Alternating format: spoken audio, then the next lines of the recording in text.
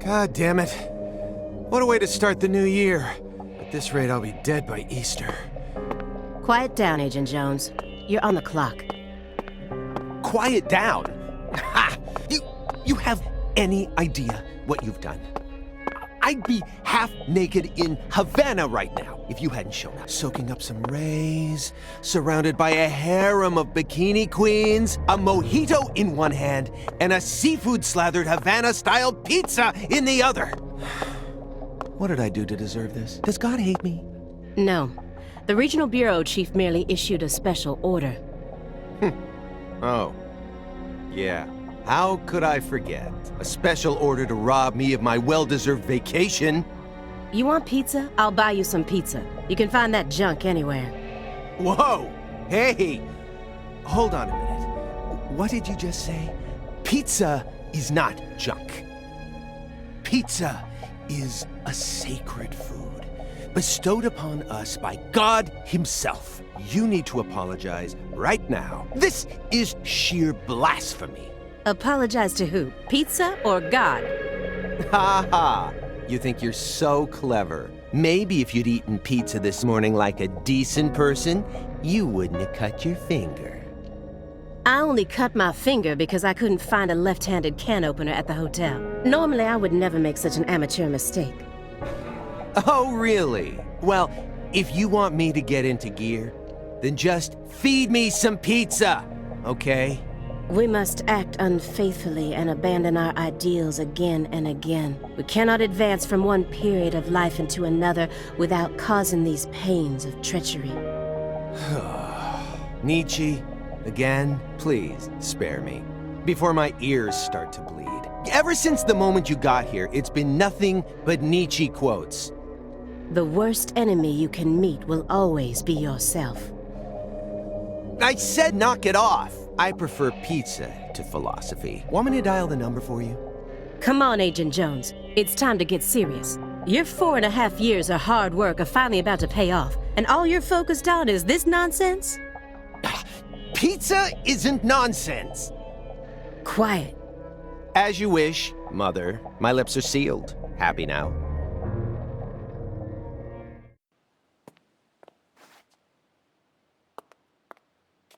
Agent Jones, don't let him take control of the conversation.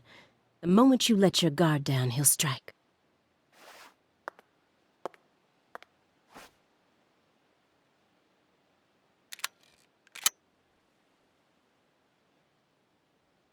And no red, remember?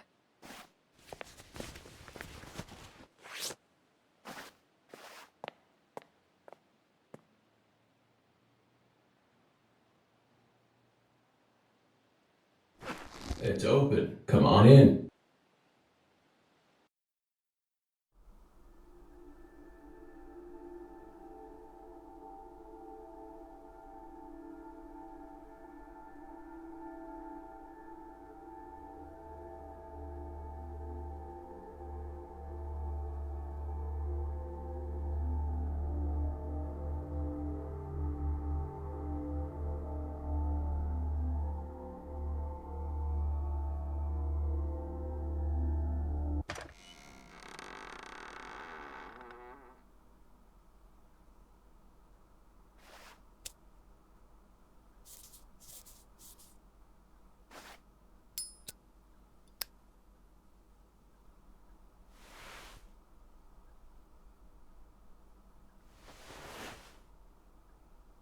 You have questions for us?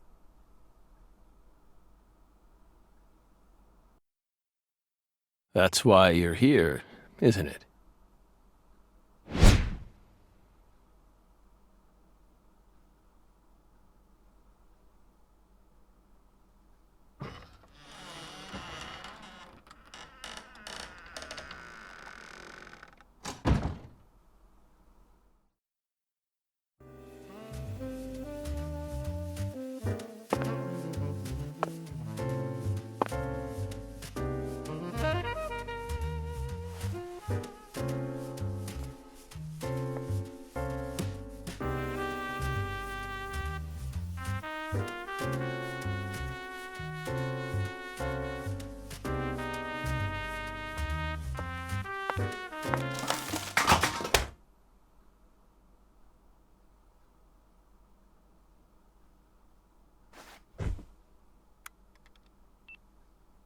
Mr. Morgan, before we question you, allow me to first read you your rights. Anything you say may be used against you in a court of law. Please keep that in mind as you speak. Do we have permission to film this?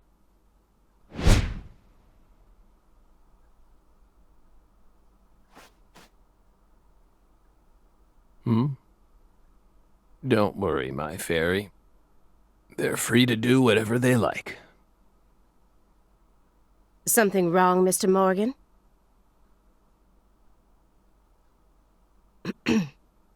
I'm FBI Special Agent Aaliyah Davis, and this is... Simon Jones. An analyst from the Boston branch.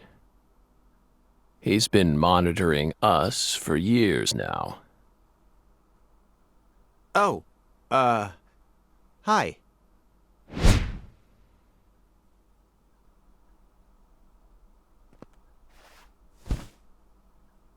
Seriously. A Southern belle and a lonesome loser who can't catch a break. Quite the uncanny duo. You'd be the perfect stars for the latest video game. Isn't that right, my fairy?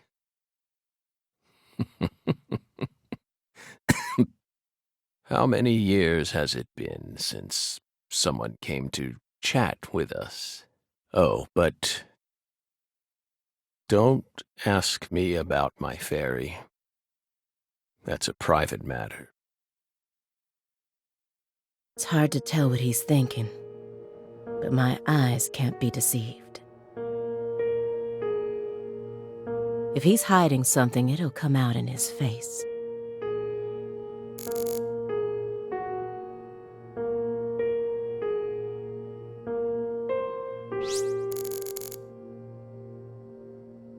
Letters of appreciation from the governor and the Department of Justice. They're caked in dust as if he doesn't even care about them.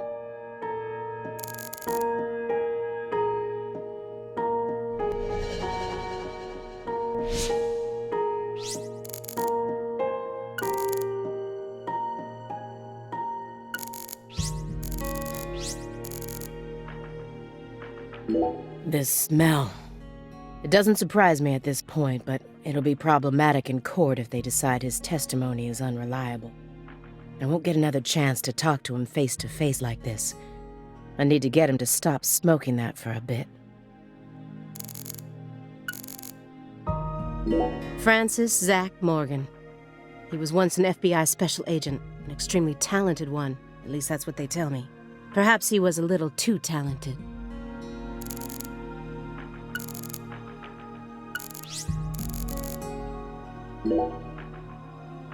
You solved many difficult cases across your career, utilizing your own unique MO. You've expertly cracked cases that were otherwise thought to be unsolvable. According to our records, after joining the FBI in 2002, you quickly solved 2 drug ring-related kidnapping cases. In 2003, you solved the inside-out flesh skinner case in the suburbs of Pittsburgh.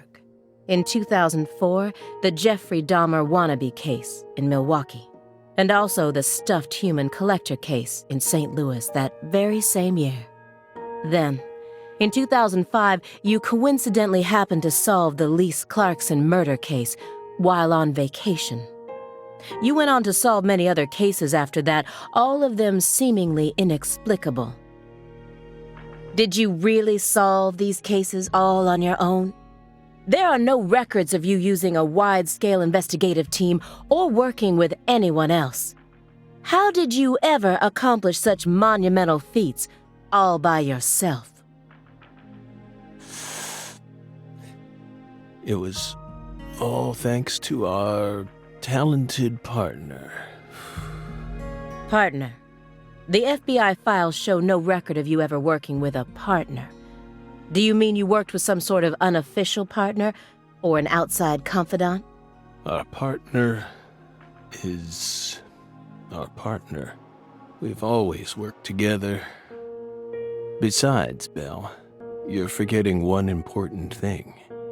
After the St. Louis case, we stopped by a diner on our way home and caught Thelma and Louise, 2 highly sought-after fugitives.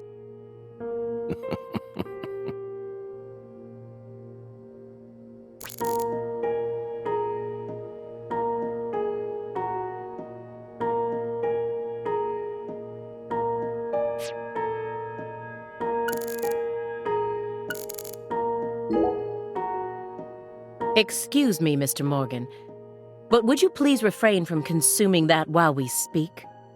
I'm talking about... yes, that.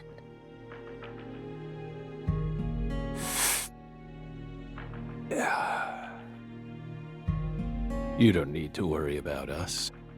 Don't get in our way and we won't get in yours.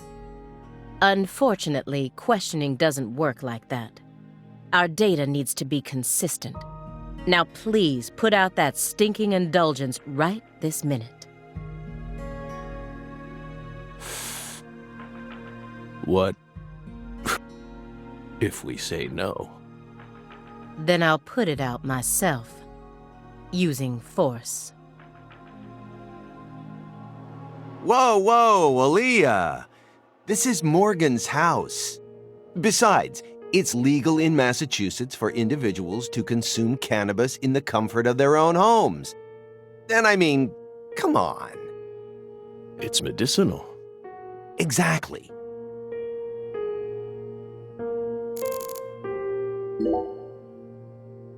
Hey, Belle. Why are you dressed so handsomely?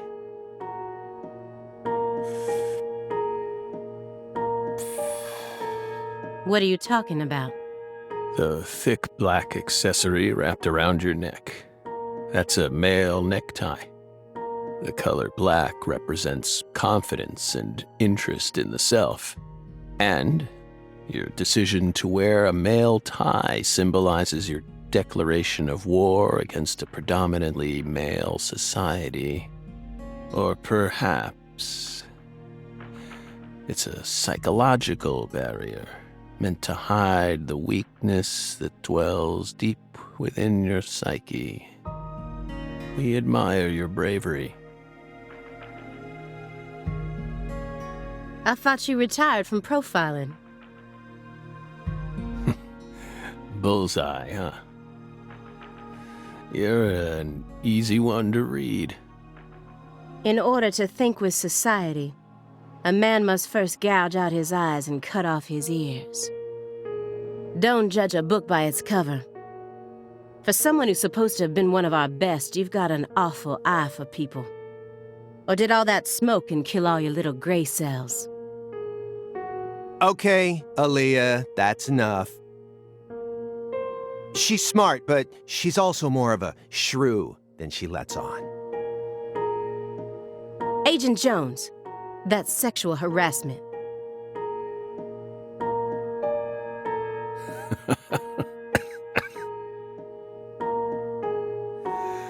So, Belle, does that barrier of yours also protect you from violent criminals?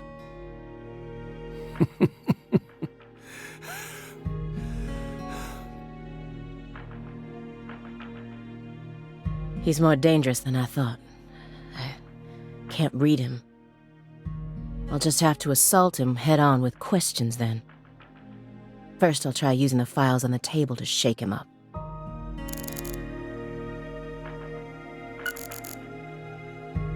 These files are from the case that took place just outside of New Orleans in 2005. The agent who handled the case was Francis Zach Morgan, and now he's sitting right in front of me.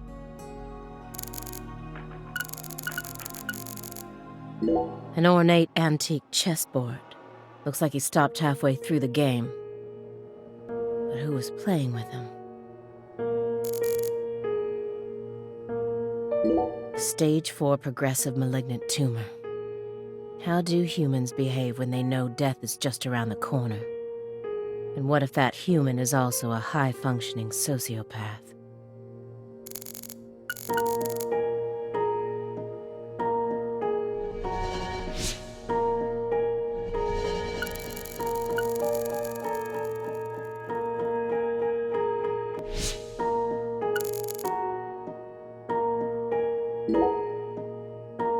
That chessboard looks rather old. And you can't even buy those ivory pieces anymore. Right, they were banned by the CITES Treaty. That was made in France in the 1900s. We know it's in bad taste, but the weight of the ivory just feels so good in our hands. You play chess alone? Is that a crime? No. But it's a hard game to enjoy when you're all by yourself. He's probably just replicating famous games. Or trying to solve problems from a chess workbook. Right, Morgan? I may not look it, but I'm actually a bit of a chess nut myself. When I was in school, I used to pore over every issue of Chess Life, the magazine published by the U.S. Chess Federation. Well, unfortunately, your guess is completely wrong, Agent Jones. He isn't replicating a famous game, nor is he solving workbook problems. There isn't a single chess book to be found in this apartment. And I didn't find any chess-related websites in his internet history. He was simply playing chess, all alone.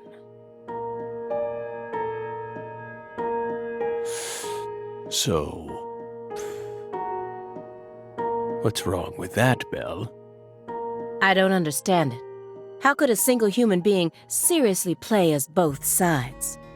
You just publicly confessed to stealing personal data. Seems like that's a much bigger problem.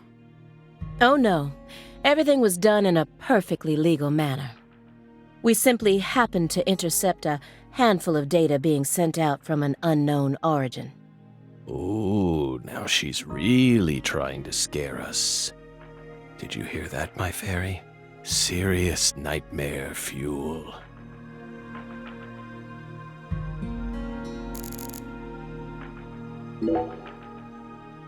Mr. Morgan, may I ask you a question purely out of curiosity? If it makes you uncomfortable, just let me know, and I'll retract it. Belle, what's wrong? You sure put a lot of effort into that approach. It's a question about death.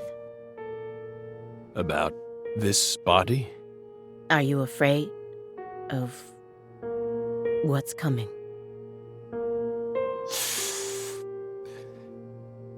Think carefully about why we're smoking this, then ask us again. Honestly, we're not afraid. Rather, we find it intriguing. Intriguing. Yes.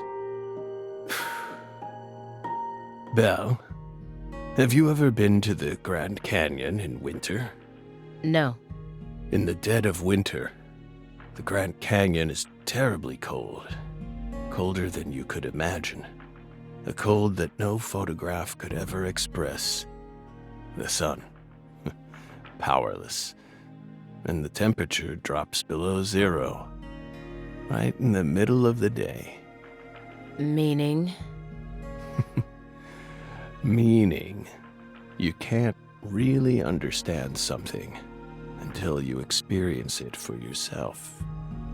If you want to learn more about us, you need to gain more experience, Belle.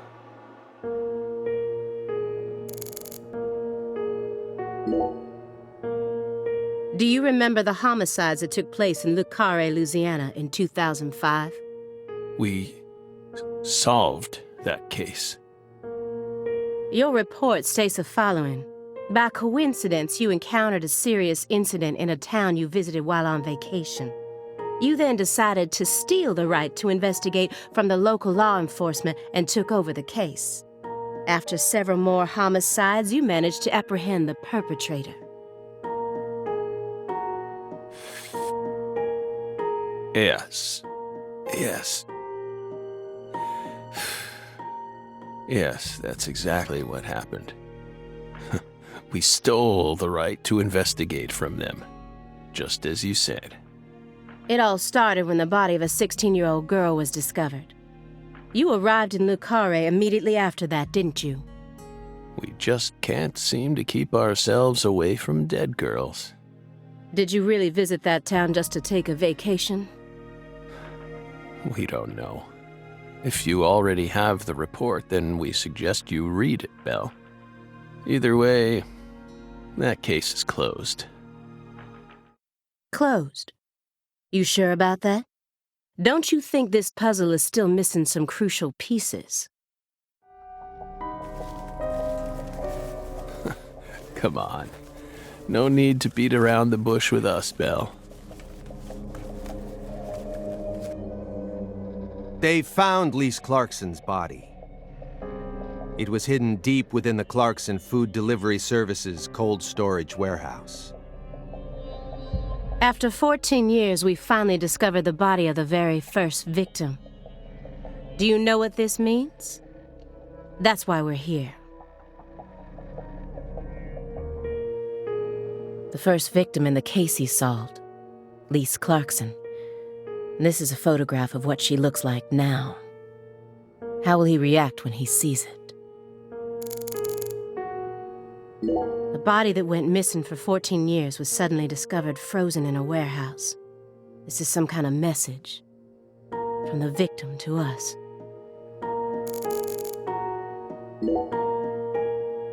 We're pleased that her body turned up. Deeply pleased. You claim to have closed this case, but now a lost body suddenly surfaced. Aren't you curious about the details? Body or not, we already solved that case. Lisa's body can't change anything now. And it certainly has nothing to do with us. I suspect the body was stored there rather than abandoned, due to the unnatural state it was found in. She was found frozen in a storage unit. Therefore, she looks exactly the same as she did when she disappeared. In fact, she's in such good condition that we can even determine the murder weapon and cause of death. Well, good for you. Even stranger is how unbelievably beautiful she looks. At first glance, few would guess she was a murder victim at all. She looks more like a piece of art, or a mythological figure from a painting. This keeps getting better and better. Better and better? Isn't that right, my fairy? A corpse as beautiful as a goddess. Sounds just like our story. Yes. Yes. That went okay. Now I'm sure that Morgan's hiding something. I may be able to get what I want if we go deeper into the documents.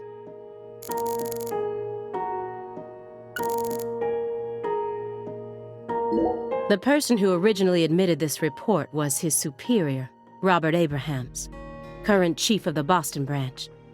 According to Chief Abrahams, Morgan's got his own modus operandi. It's not something that others should interfere with. Well, Chief, look what that's gotten us into now. He didn't so much as twitch when he saw the picture of the body. He's even tougher than the rumors made him out to be. But I was prepared for that. And if my hunch is right, he's deeply intertwined with this case. Far deeper than what my superiors think.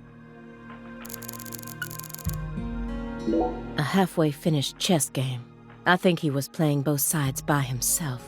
If it was merely for entertainment, it wouldn't be a problem.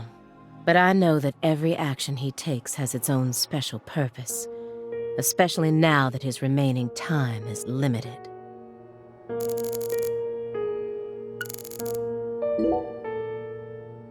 Who is it? This My Fairy character you keep speaking to? You can't see her? Such bad manners. You barge into our apartment, yet you don't even care about who else is living here. Dissociative identity disorder. In the past, it was known as multiple personality disorder. You were subjected to an internal probe only once during your career, correct? They suspected that you had DID, but you denied it, and no problems arose during your test. Is this how you dealt with the psychological profiler back then, too? Saying strange things, weaving unrelated matters together. Is that how you slipped through? You're free to draw your own conclusions, Belle, but my fairy clearly exists. She's been sitting right there, on your lap this entire time. Hey, no violence allowed in here, Belle. Wouldn't want to scare my fairy, now would we?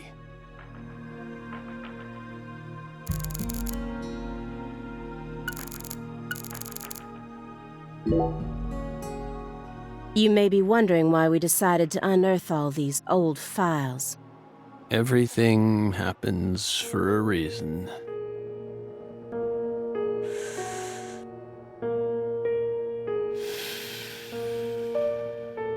The moment Lise Clarkson's body was found, we did the best we could to start our own local investigation. But there wasn't much we could actually investigate due to the damage caused by the hurricane. Then we assume you also questioned everyone who worked in the warehouse. Of course. We questioned all the Clarkson Food Delivery Services employees who staffed the warehouse and its owner. But we still have yet to obtain any key testimonies. Par for the course with a 14-year-old case, if you ask me. Not to mention how bad the timing was. Most of the employees were on vacation. So, you gave up on the investigation and came to see us instead.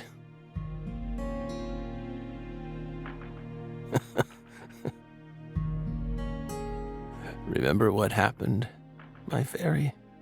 That warehouse. That man. So incoherent. Such a pain. Hey, are you talking about the guy who managed the vault where Lisa's body was found? Yeah, I think he started working there in 2005. Remember, Aaliyah? You said he was a pain to deal with, too.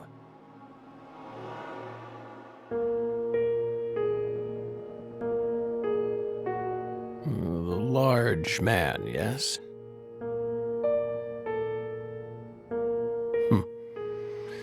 No need to answer, if you don't want to. I'm sure you've already put him under surveillance. Textbook FBI protocol.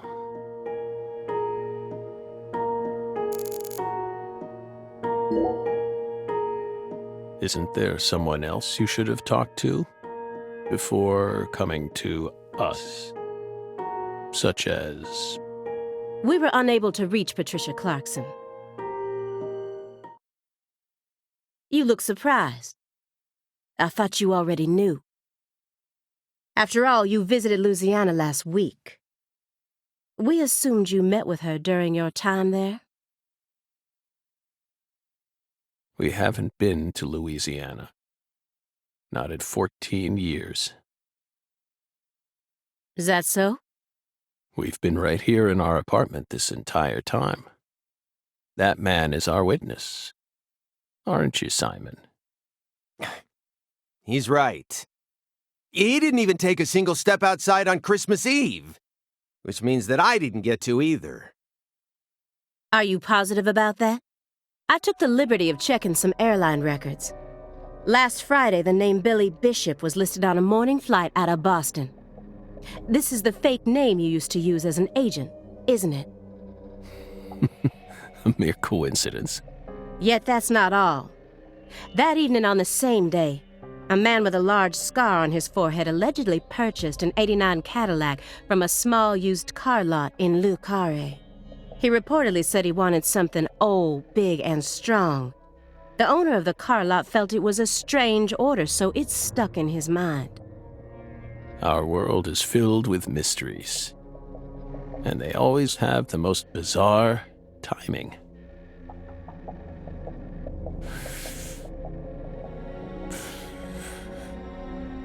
Incidentally, on the following day, an identical Cadillac was taken to a scrapyard in Trenton, New Jersey. You can find that type of car anywhere. Isn't that right, my fairy?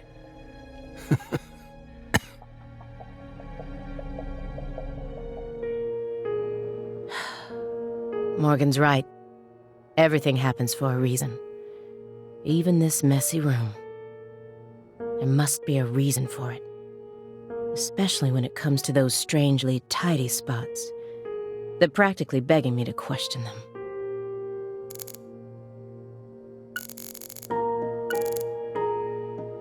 DVDs are all over the place. I know that he's a shut-in, but this still seems like way too many for one person. And I've never heard of any of these titles before. Poly-MVA supplements and a home IV kit. It's probably filled with highly concentrated vitamin C. He said that being on the verge of death is intriguing.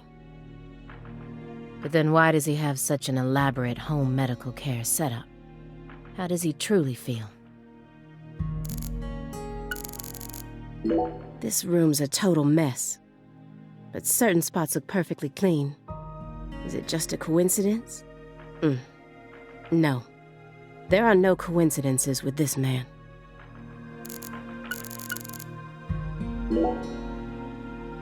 A stinking indulgence and a massive DVD collection. You must live a very comfortable life.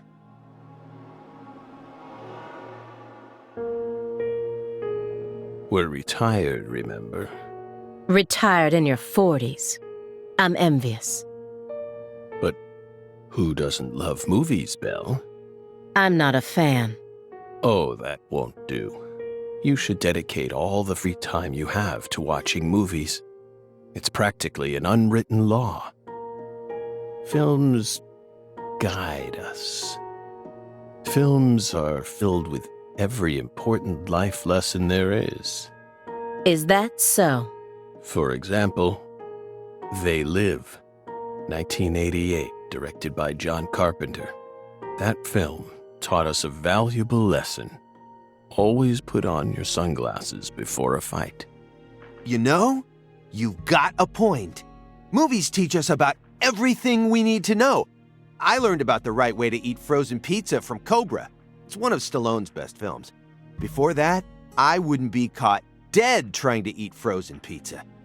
I thought it wasn't fit for human consumption, but that film changed my life. Simon, that has nothing to do with the film.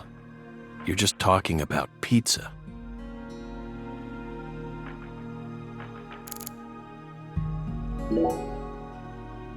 Do you like fresh vegetable juice? Why would you think that?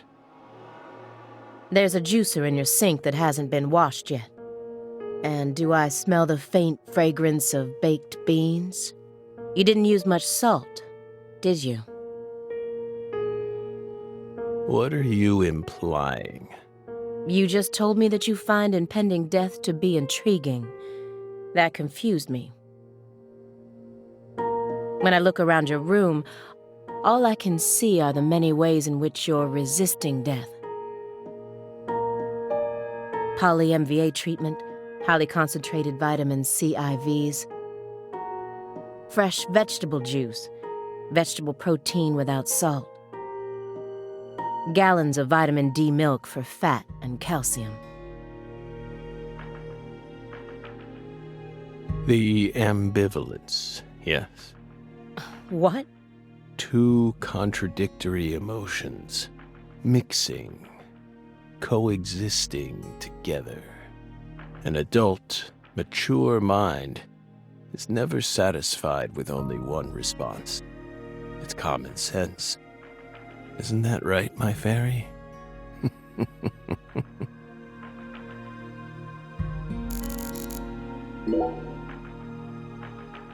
Mr. Morgan,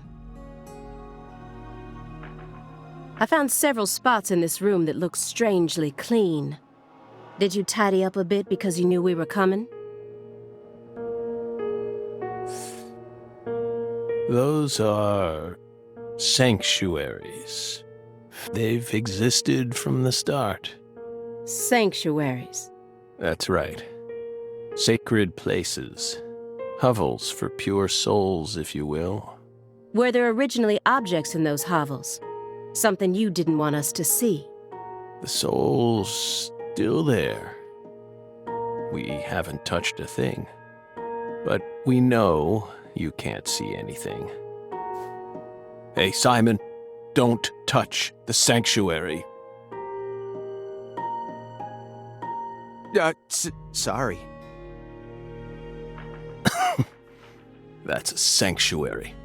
Don't ever touch it again.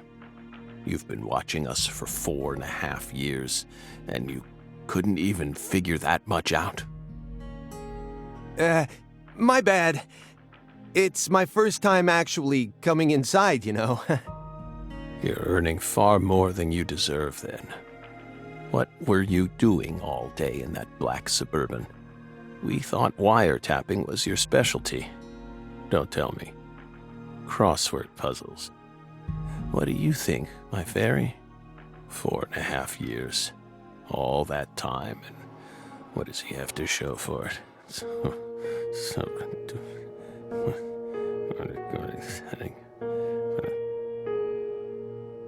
Crossword puzzles? No way. Come on, I thought you knew. I'm a Sudoku guy. Agent Jones.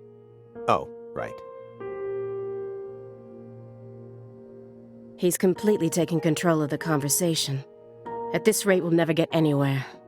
I need to press him some more. Agent Jones. The briefcase isn't even that big. How long does he intend to keep that up? Does he have pizza menus stuffed inside there or something? Agent Jones, did you find the files?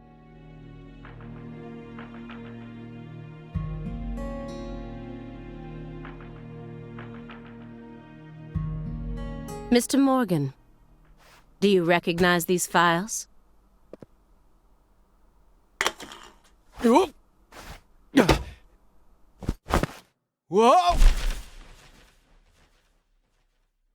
Ow! We told you. That's a sanctuary. Let him go! Assaulting an FBI agent is an obstruction of justice. We told you. Go. Ah! Stay back. Stay back. Sanctuary. Stay back. Ah! Ah! Ah! Yeah.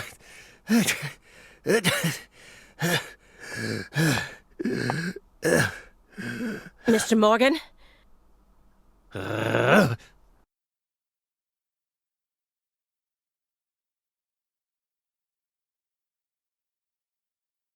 I cut my finger with that can opener this morning. I thought I stopped the bleeding, but it seeped through. How could I be so stupid?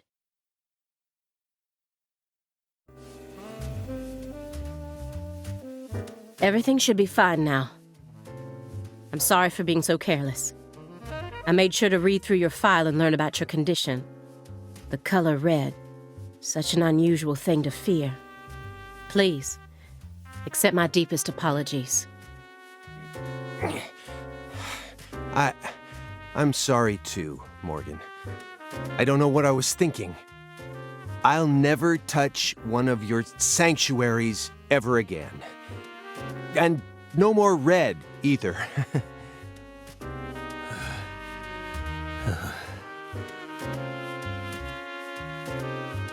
Don't ever touch one again. I told them not to. Why would they do that? Now, may we return to our discussion? Don't worry. I won't let them touch you again. I'll keep... Strangely enough, this man has a fear of the color red. And I believe that fear is connected to the Greenville case.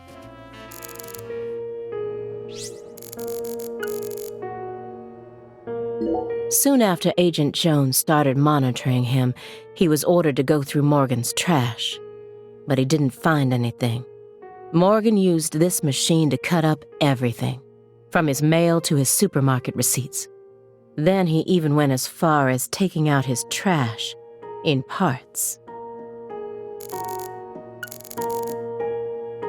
Here's another empty space. What does the word sanctuary really mean to him? Hovels for pure souls.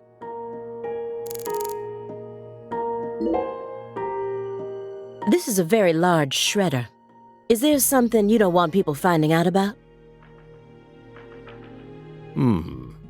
Good question. But we never know when some curious civil servants may come and sift through our trash now, do we? You're already retired. What are you so worried about? It's just a simple habit. From back when we were still on duty. Didn't they bang that into your head when you were up in Quantico? Some habits are hard to break, no matter how hard you try.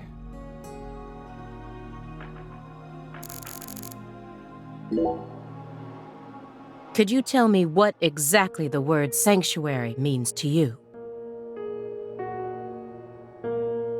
Sanctuaries are sanctuaries. Nothing more and nothing less.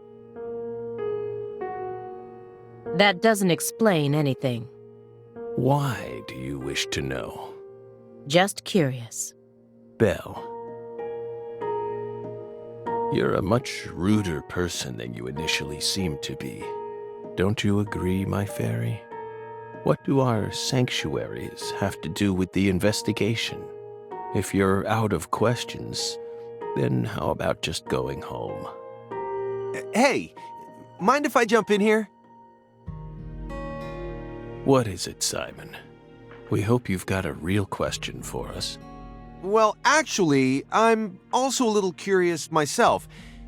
No one's supposed to touch any sanctuary, right? That's what we said. What about you, though? You can't even touch them yourself? Are there any extenuating circumstances? What are you getting at? I mean, I doubt if any of this really matters, but if no one can touch the sanctuaries, then how do you clean them?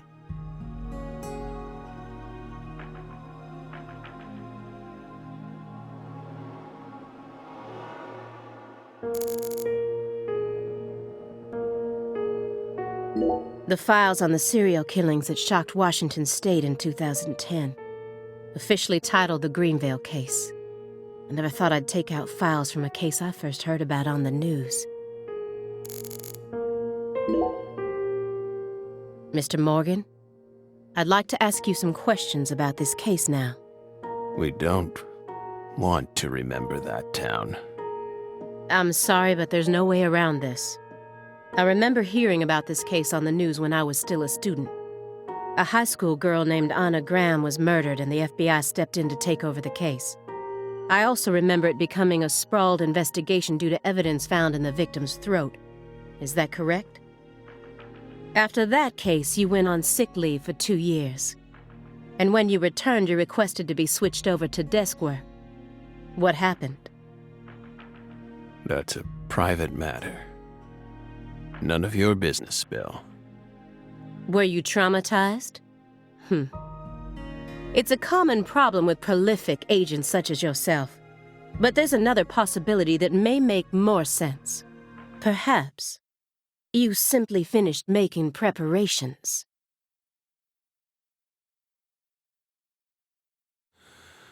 What are you getting at? Thinking too much about something will always turn it into a problem. The Greenvale case. Don't you think it resembles the Luke Carre case? Read the report. We have nothing else to say.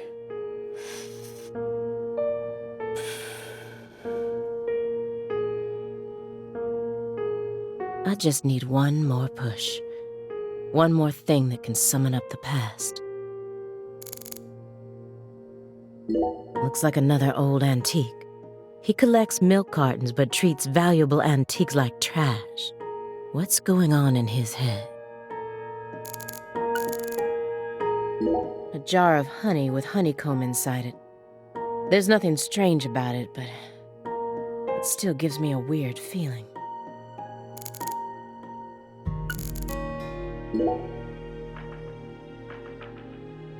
That's royal jelly. Huh? You were staring at the jar, weren't you? Do you find it strange that there's honeycomb inside? We wanted to harvest royal jelly in its most natural state. The queen's main food source, created from the worker bee's secretions. It's a perfect food, filled with power, meant to fuel the birth of the next queen. By absorbing it into our own bodies, we too can acquire that power. Incidentally, did you know that all the worker bees are female? No. Guess they didn't teach you that at Quantico. Male bees are only born to inseminate, and they're born from unfertilized eggs to boot. They have short lives and don't even get stingers. Sort of feels like a glimpse into the future of our society, wouldn't you agree? Women are gifted with the power to conceive, give birth, and nourish their children. But men are consumed with the job of providing women with the chance to do so. If women no longer had to rely on men for the seeds of life, they would soon cease to desire them, we believe. Be careful, Simon. Huh? Of what? Your Belle's already stolen the reins from you.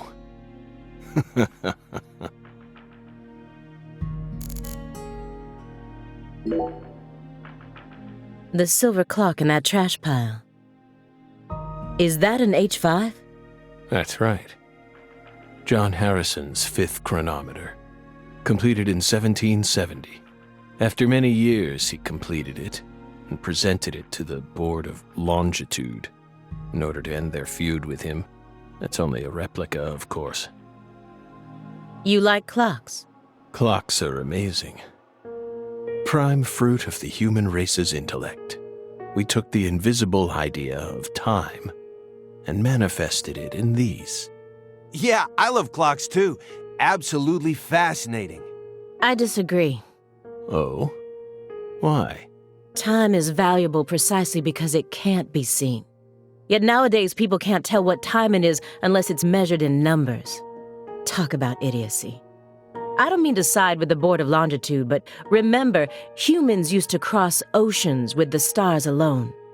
We have our eyes to read moon charts and study the sky. We don't need clocks. What if it's cloudy or storming? All you need is courage and a love for adventure. Hear that, my fairy? Courage and a love for adventure?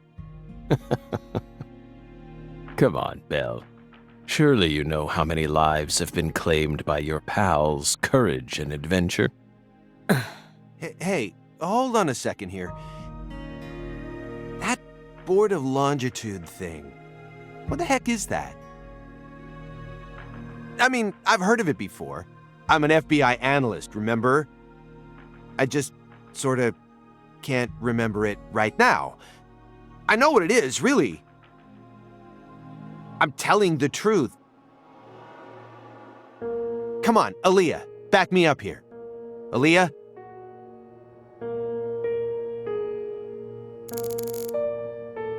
A picture of a leaf. This isn't just a picture of any leaf. It's the most important leaf.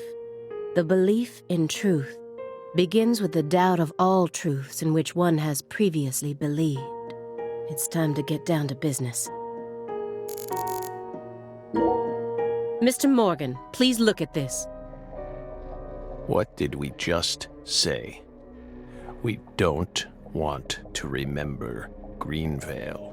This isn't a photo from Greenvale. Look closely at it. Former Special Agent Francis Zach Morgan.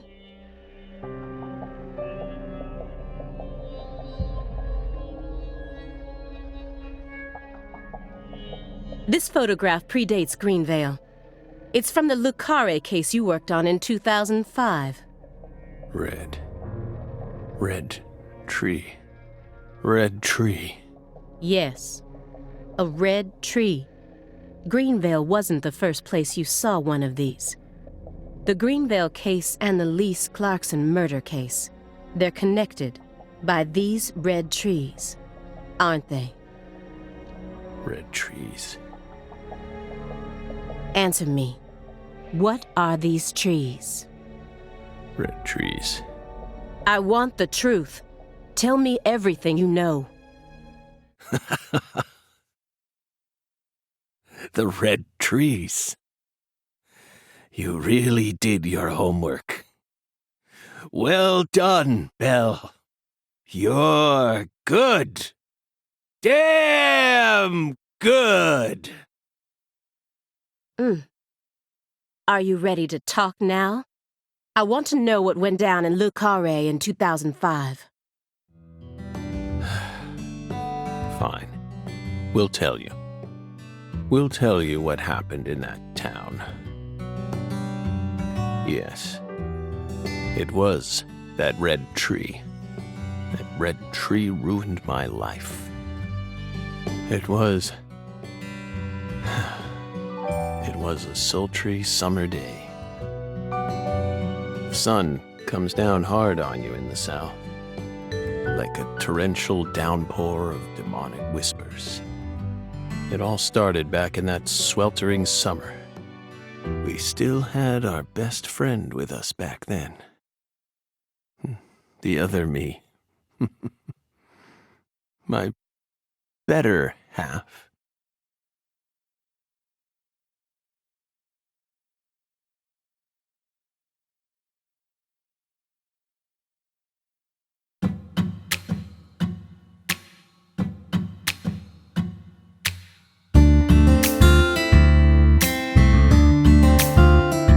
Never a choice. When somebody needs you, you can't turn away. You're their only lifeline, just a hero, a bullet for hire, working alone. Always a voice, a cry in the darkness, an echo of pain that's been long forgotten, but it haunts me, my destiny, to be alone. There's a time when you see life for what it's gotta be. You should know they'll destroy you. They'll call to me to keep searching, walk alone.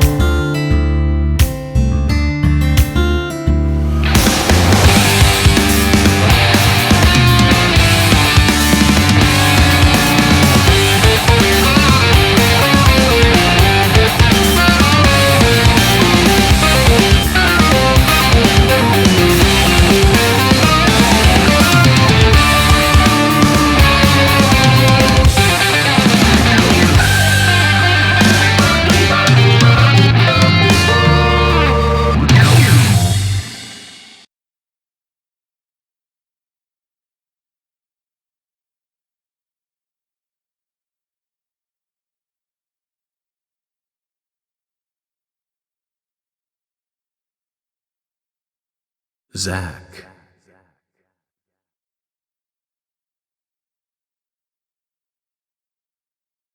Zach.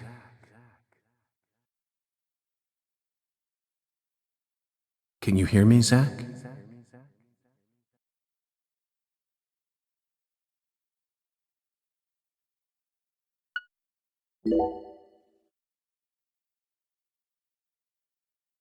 There you are, Zach.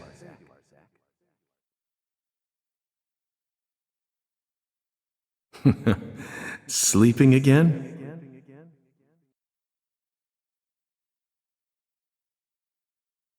Well, rise and shine. It's time for us to head back out into the chaos.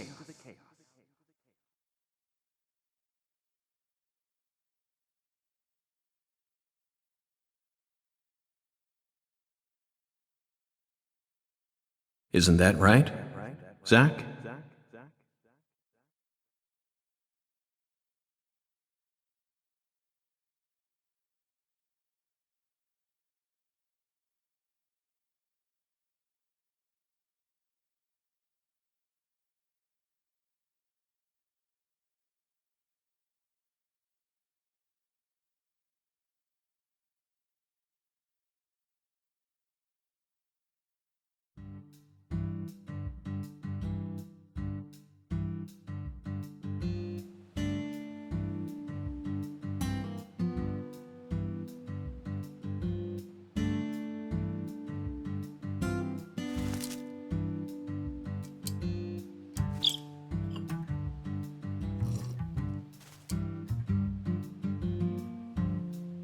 Zach, it looks like she wants us to join her for breakfast. Perhaps this town's finally starting to warm up to us.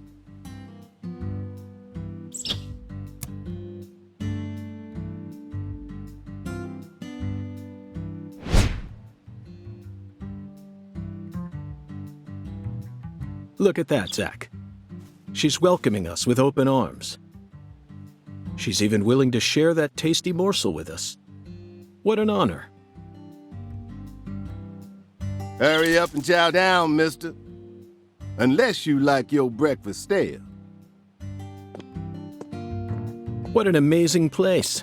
I've been on top of the moon since the moment I got here. And the name of this wonderful town, Le Carré, sounds like French to me. But what does it mean? I'm the chef, David. If you want to know about the town, you'd better ask the concierge. Only amateur chefs flap their gums about stuff that ain't food related.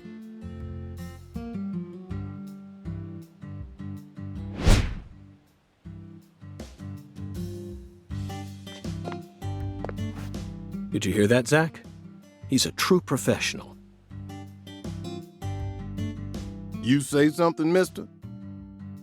No, not to you. I was just talking to Zach. Zach? Please don't ask me about Zach. It's a private matter. If you say so, still. Never thought the FBI would ever come out to a little old town like ours. I do work for the FBI, but I didn't come here for an investigation. I just happened to stop by on my way to New Orleans. Never thought there'd be a murder out here either. And it was a 16-year-old kid. Now I tell you, this country's seen better days. What you reckon, mister? Zach, he's definitely a professional, but it seems like he's also a bit lonesome. That's good. Ambivalence exists everywhere. Folks say the killer used an axe. Hell of an old-fashioned choice if you ask me. Actually, Chef David, if you don't mind, I'd like to ask you a few questions about the incident. But shoot, I ain't the one you ought to be asking, Mr. FBI. I only heard what I heard. But seeing as you're fixing to grill me, I can tell you what I know. Please do. I appreciate it.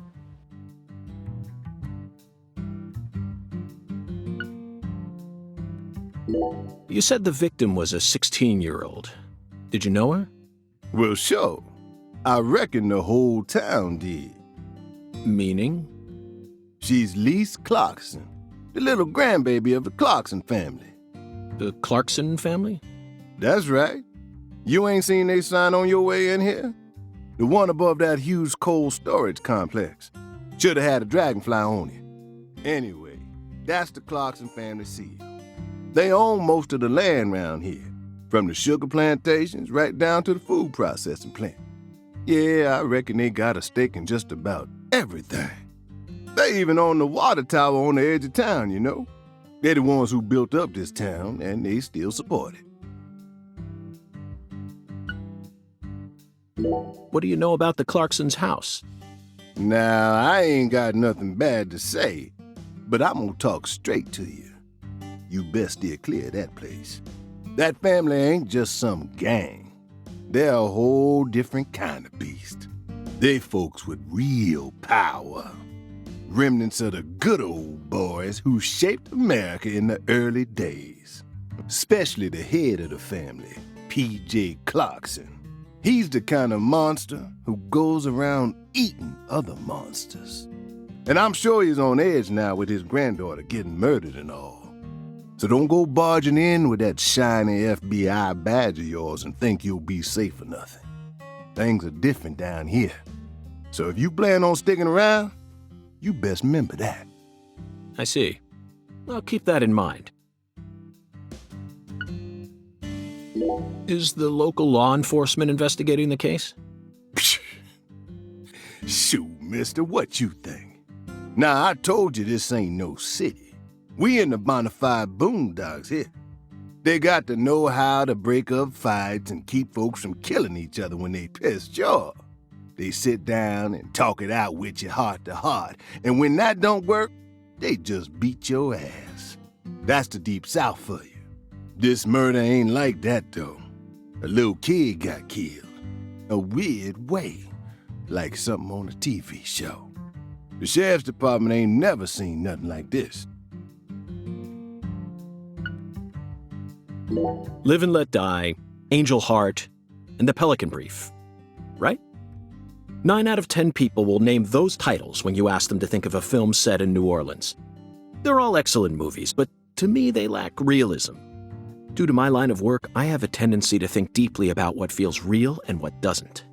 What's your point? Cat People. That's my point. Cat People.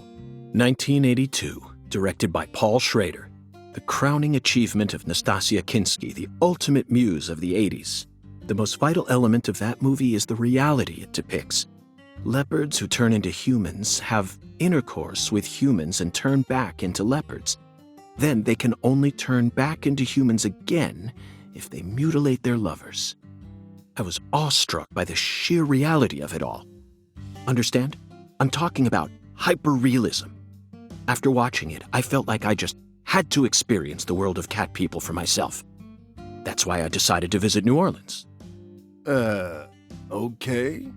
Another vital element of Cat People is the presence of Malcolm McDowell. Malcolm McDowell from Blue Thunder. Oh, talk about a masterpiece. Listen carefully, David. Only an amateur would call A Clockwork Orange his best movie. His best movies are Cat People and Blue Thunder. Period. You need to remember this, because it's the truth. Whatever you say, mister. So, what's your point again? Never mind, don't worry about it. I already covered all the important parts. When you say it was like something from a TV show, what exactly do you mean? Hey, mister. Why do you look so excited, huh? Like a kid asking grandma to read him a fairy tale. I just can't seem to keep myself away from young women who died in bizarre ways. Well, I ain't seen it with my own eyes, but folks say they found the body hanging under a bridge on the bayou. And under that bridge, there was some kind of altar. An altar? Like something they use in black magic. Something horrible. Voodoo? Nah, wasn't nothing like that. Just a weird altar. That's all? Oh, and the body was all cut up in pieces, scattered around the altar like. So she was sacrificed? That's what the fella who discovered her said, yeah. Bingo, Zach. This case has got our names all over it. By the way, Mr. FBI, I ain't seen a car in the parking lot. How'd you get all the way out here, huh? Don't tell me you walked. Well, that's a very good question. Chef David, you've got a sharp eye. It's true that I didn't park my car in your parking lot. Do you know why? Can't say I do. Because it was stolen. Huh? But you with the FBI, right? Even FBI cars can be stolen. It could happen after you park your car on the side of the road and go off to do some legwork. When you're eating lunch, when you're watching a movie, when you're asleep at night, when you're buying cigarettes at the local supermarket. Your car can be stolen anywhere. That's precisely what it means to be an FBI agent. In my case, my car was stolen while I was on my way down here. But no need to worry. I already reported it to the local authorities. And I've also already acquired another mode of transportation. Another mode? Want to hear the details? Not really, but I'll listen if you want me to. Then please do. After I finished my work in Houston, I flew to New Orleans. Then, I rented a car at the airport. Whenever I visit the West Coast, I always rent a convertible, especially in California. But now I'm in hot and sticky Louisiana. So, I decided on a brand new hybrid car with a fully equipped air conditioning system.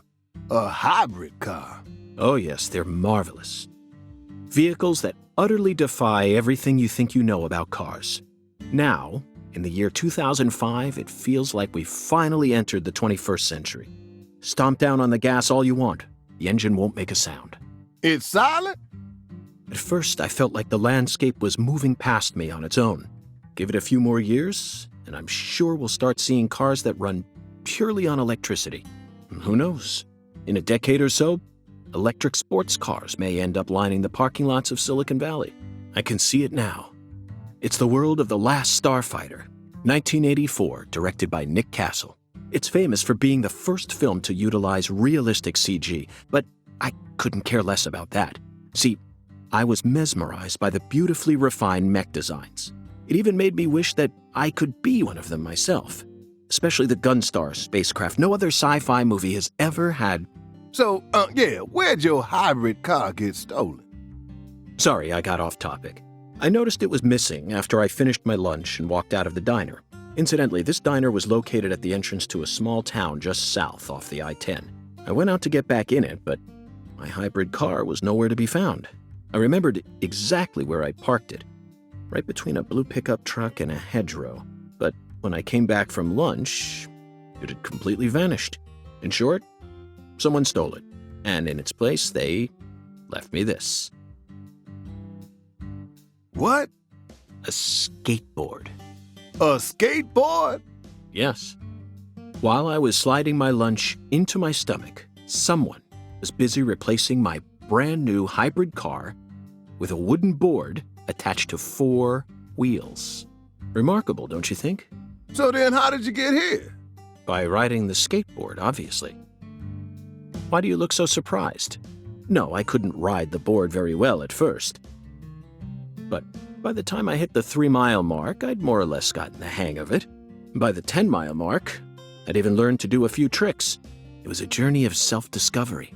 Not even I knew I had this latent talent sleeping inside me. This summer's gonna be another hot one. It's supposed to get over 95 today. Watch out you don't go getting heat stroke. The Lise Clarkson case needs us. Don't you think so, Zach? The cat people are what guided us to New Orleans. We should be thanking Malcolm McDowell. Once we get home, let's watch Blue Thunder again. I'm already looking forward to it. Aren't you, Zach? Zach, the searing light. These scents. It's the deep South. That was a fabulous breakfast. You're the world's greatest chef. Wait, mister. You didn't take a single bite. The tea was to die for. But I'd prefer coffee next time. What would a morning be without coffee?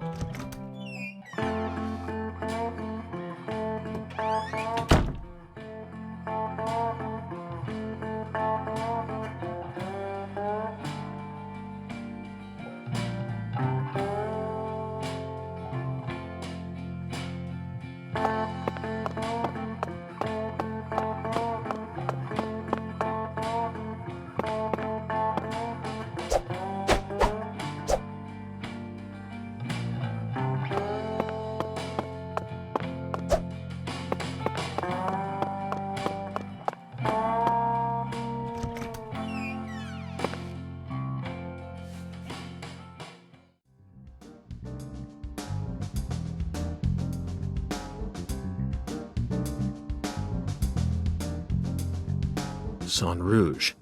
We've been chasing it all over America. But I feel like we're finally on the verge of finding something now. Don't you, Zach? I think it's about time we ordered a new briefcase. Yes, I know this one carries a lot of memories, but it's seen too much. This hole's from the shootout in Tucson. And this stain's from Miami. Miami. Now that was a fascinating case. Billy, our perp, cut his own torso right in two, even with the help of the drugs. A feat like that still requires incredible mental fortitude. I was so impressed that I forgot I'd left my briefcase on the floor. Same floor his blood gushed out onto.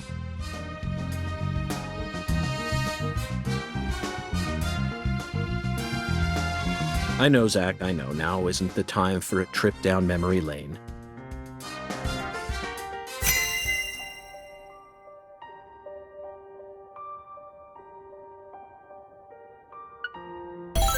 An emergent drug that's been on the rise in 4 southern states. Personally, I think it originated right here in Louisiana, and Lise Clarkson's murder must be connected to it somehow.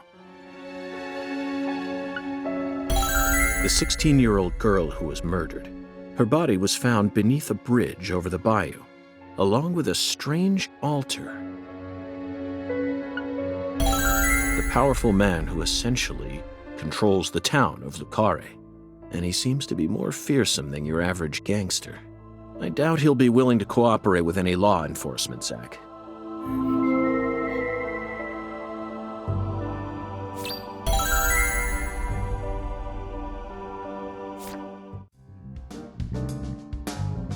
You know, I keep thinking about that movie we stopped to see on our way here, Zach.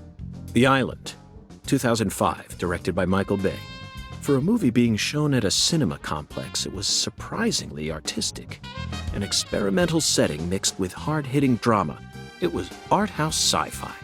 That director's going to change the history of art house films. Are you following me here? This is another special film that's setting a new standard, just like Star Wars and Blade Runner did. This is a turning point, Zach. You may be witnessing the birth of a vital new word that will soon become a part of film history. Yes, this single movie may be responsible for creating a whole new genre several years down the line, a genre known as island movies. I sure like the sound of that. Don't you, Zach?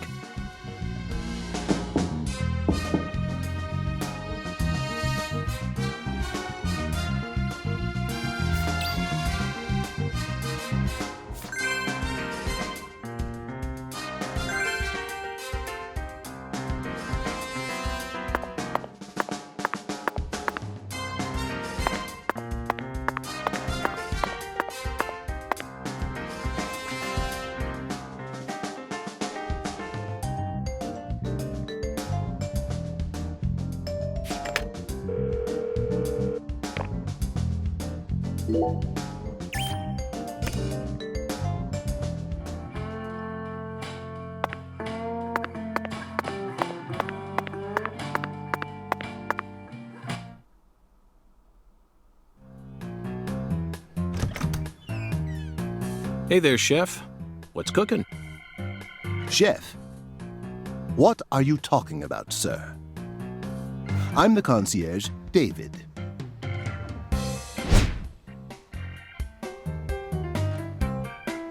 I just heard from our chef that you wish to learn the meaning behind our town's name. Yes, I've gathered that Le Carré is French, but does it have any special meaning? Why, yes, sir, of course it does. A very clear, logical meaning. All names have meanings. Would you like to know what this one means? Yes, I would. Jolly good, sir. Then allow me to explain. Le Carré means square in French. Ah. And That's it. that's it? Yes, that's it, sir. Do take a gander at the town map in the lobby if it fancies you. It's beautiful, valuable, and old. I'm sure you'll understand once you see it. Now, please excuse me, sir. If you ever need anything, please don't hesitate to ask.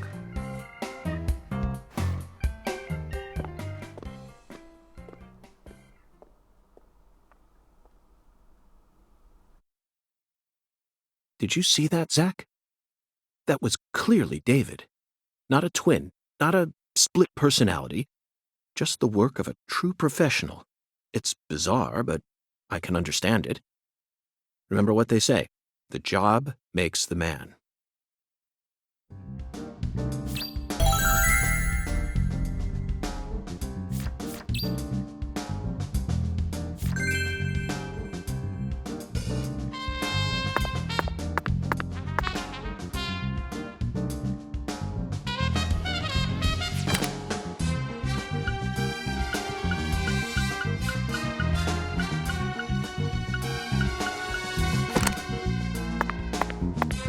I'm very satisfied with the decorations and the size of this closet, Zach. And it's even got a security box. What else could a man ask for? It's proof that we're still safely inside the fringes of modern civilization.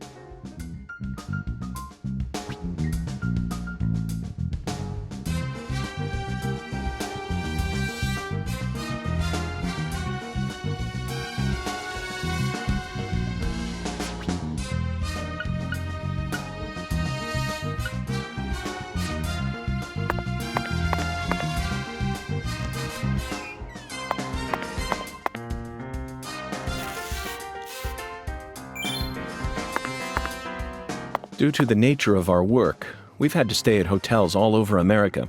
But Zach, do you know what I hate most about living out of a hotel? Shower pressure.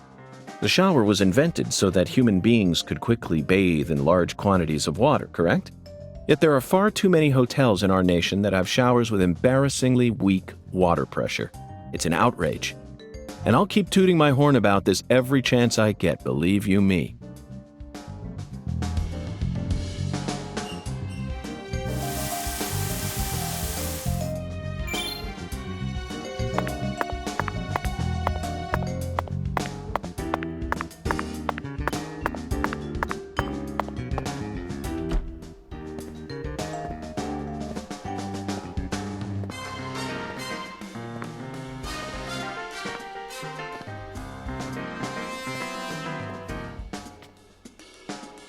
Do you feel that, Zach? Dozens of paintings no one will ever see. The faint scent of tobacco baked into these walls for over a century. Now that's what I call a hotel.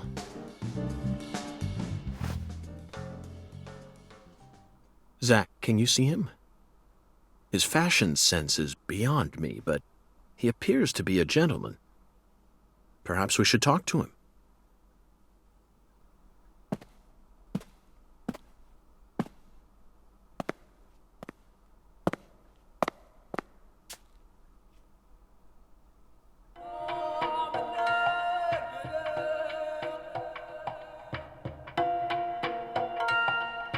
Nice tie.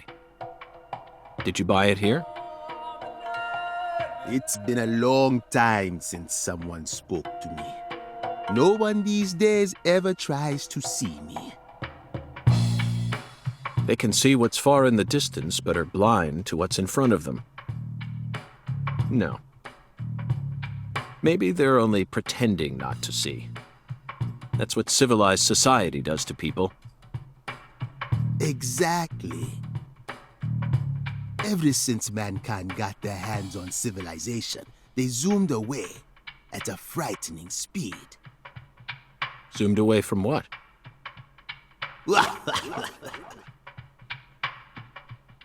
Don't be a fool. You know the answer. As for me, just call me Hoongan. Hoongan. The title given to a leader in a certain religion. Is that what you are?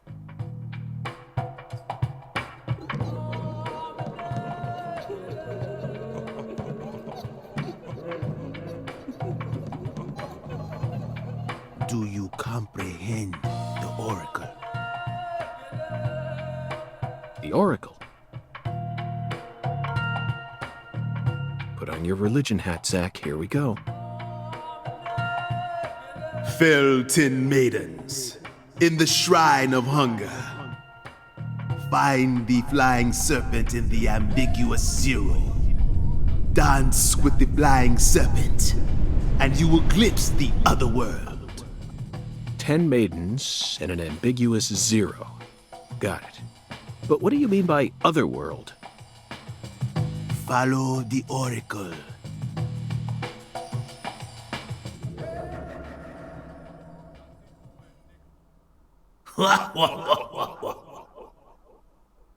Zach, did you hear all that? Looks like we've already taken our first step into chaos. But such is our duty.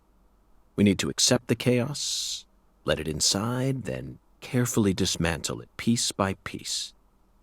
And after we've put all the pieces back into their rightful places, the truth will reveal itself.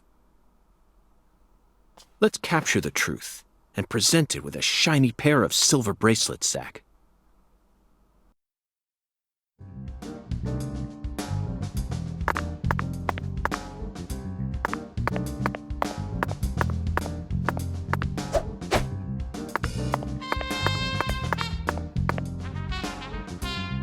Zach, here's another perfect symbol of the human condition. Hunting trophies. And it's a buffalo hunting trophy. Now that's a surprise. I've seen several trophies made out of human skin, but never a buffalo's. Looking at him brings out this strange feeling from within me. Yes, the very same feeling I got when watching a certain film from 1984, directed by Peter Hyams. 2010. The last scene in that film filled me with such a sublime, majestic feeling. It was filled with everything that was missing from the finale of 2001: A Space Odyssey. Just talking about it makes me want to watch it again. Let's watch it once we get home. Promise, Zach.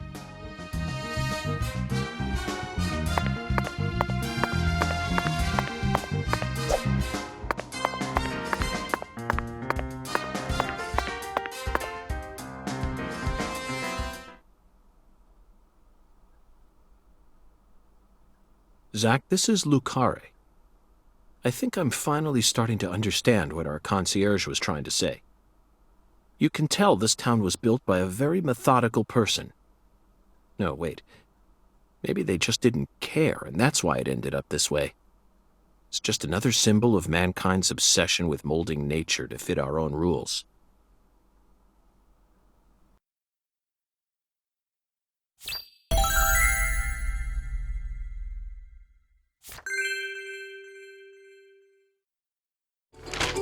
Zach, what did you think of Hungan's oracle? Despite all the dramatic build-up, it's little more than a childish riddle. Heartwarming, really. Exactly the kind of feeling one gets from the good old-fashioned countryside.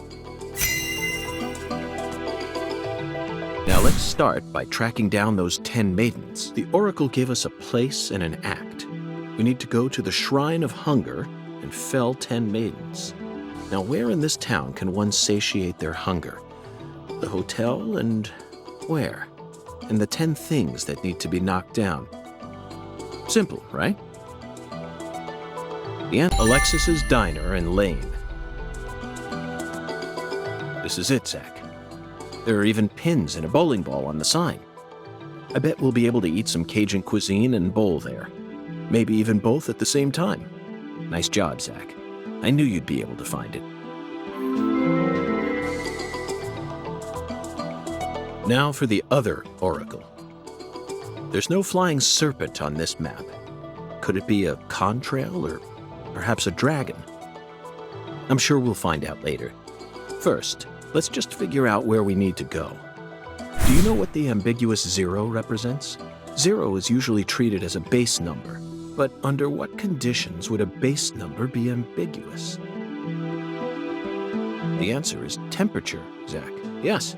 0 degrees Fahrenheit is minus 17.7 degrees Celsius, and 0 degrees Celsius is 32 degrees Fahrenheit. You'd be hard-pressed to find a more ambiguous 0 than that. The Clarkson Food Delivery Services Cold Storage Warehouse. That's got to be it. Even with this blazing sun in the sky, they can easily keep the temperature below freezing. Be honest now, Zach. You knew the answer from the very start, didn't you?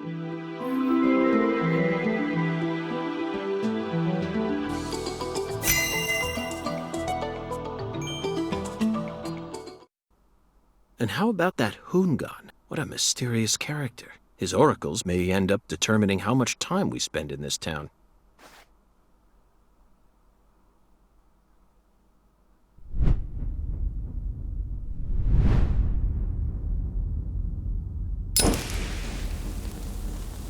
Sorry, boss, but this is a smoke-free hotel. If you're dying to smoke, head out the entrance and you'll find a smoking area in the rear parking lot. Don't tell me. You're the At bellboy. your service, boss. Are you good friends with the concierge and the chef? We work at the same place, yeah. But, I can't really say whether we're good friends with each other. We're all professionals, though. Nothing more, nothing less. I believe we've struck gold here, Zach. It just screams Deep South. Actually, no, it doesn't. This is all his charm. So, if I want to smoke, I should go out the entrance and around to the rear parking lot? Bada bing, bada boom. Okay. I'll play by your rules.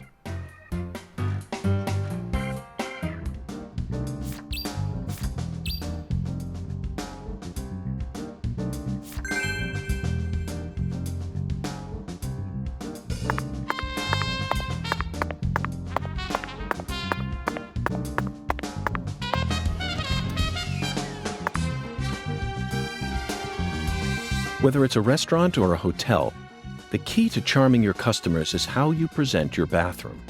I'm sure you feel the same way, don't you, Zach? Now this is the kind of bathroom a person can really get excited about. It might even trump the one we saw in that drug dealer's house in Austin. Remember? The art piece on display in there utilized the natural curves of human ribs in such a novel way. It was truly brilliant.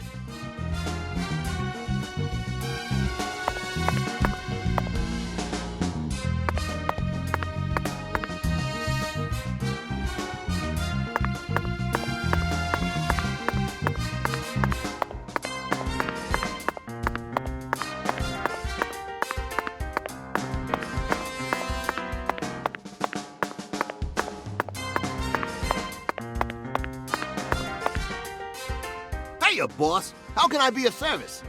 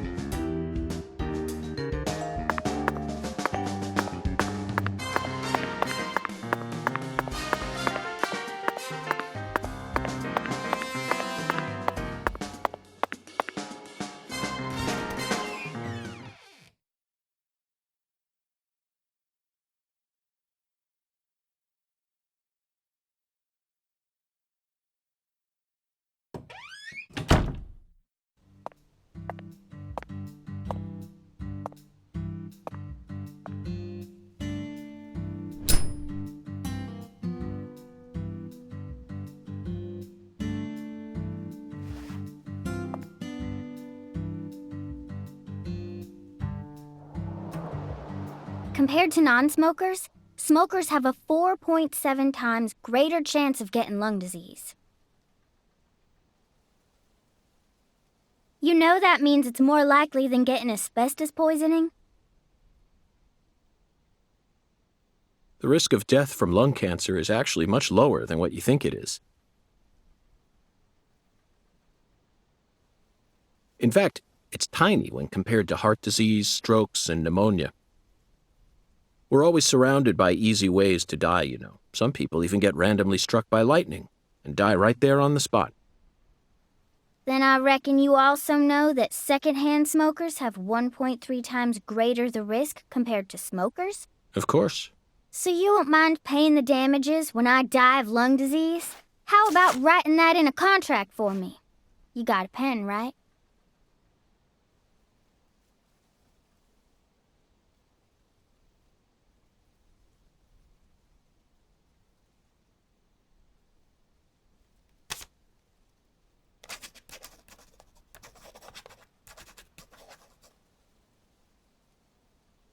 I promise to protect you from all the evil in our world.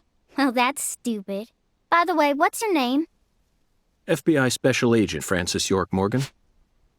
Please, just call me York. That's what everyone calls me. Is something wrong with you? Adults ain't supposed to act like that. I only asked for your name so I can write it on the contract. You should have been able to figure that out if you're a real FBI agent like you said. Come on, sign here. Right here on the paper. Just as I thought, Zach. This contract paper, it's a Sang Rouge wrapper. Sang Rouge is here, too. This must mean that Sang Rouge is connected to the Lise Clarkson murder case somehow. This is a sprawling case that spread across the entire South. It's within our jurisdiction, Zach. We'll need to steal the right to investigate from the local authorities at once. By the way, miss, what's your name? Patricia Woods. But I gotta write my name myself, or else it won't be a real signature.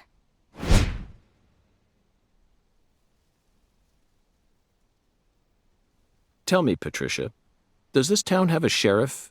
Or is it under the jurisdiction of the nearest city police? Perfect timing. Well, go on and steal it if you want it. I was just thinking about how this is way out of my daddy's league. Thank you for the information, Patricia. Okay, Zach, it's time to get to work. How should we seize control from the sheriff this time?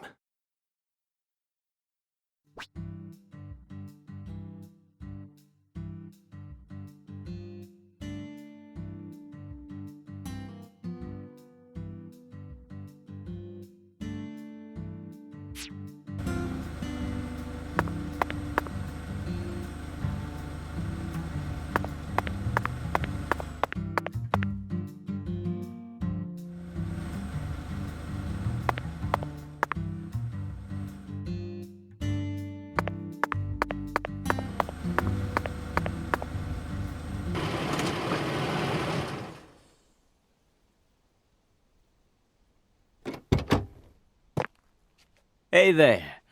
So, you're the fella from the FBI I've been hearing so much about. I'm Melvin. They call me the sheriff round here.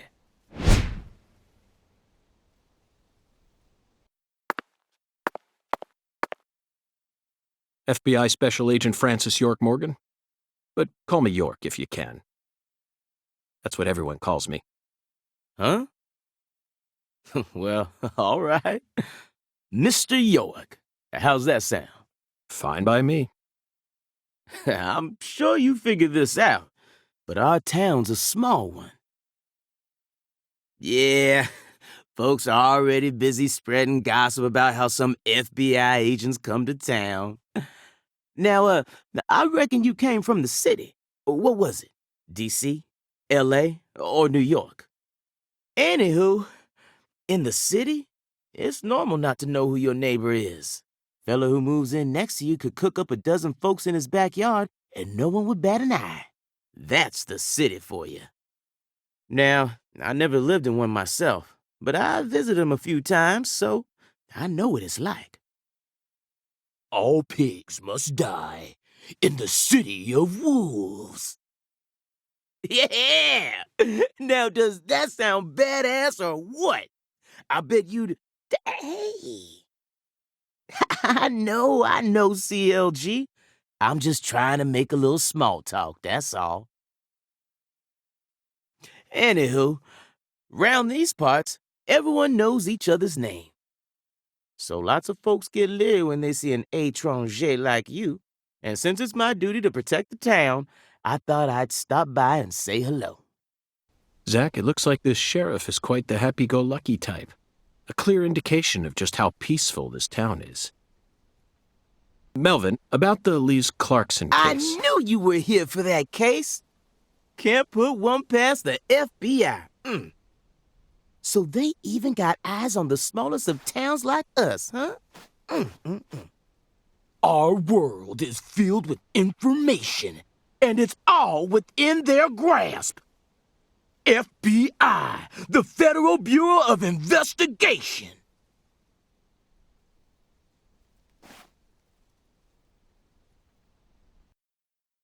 The Lise Clarkson case is connected to a top-secret case that we've... I know.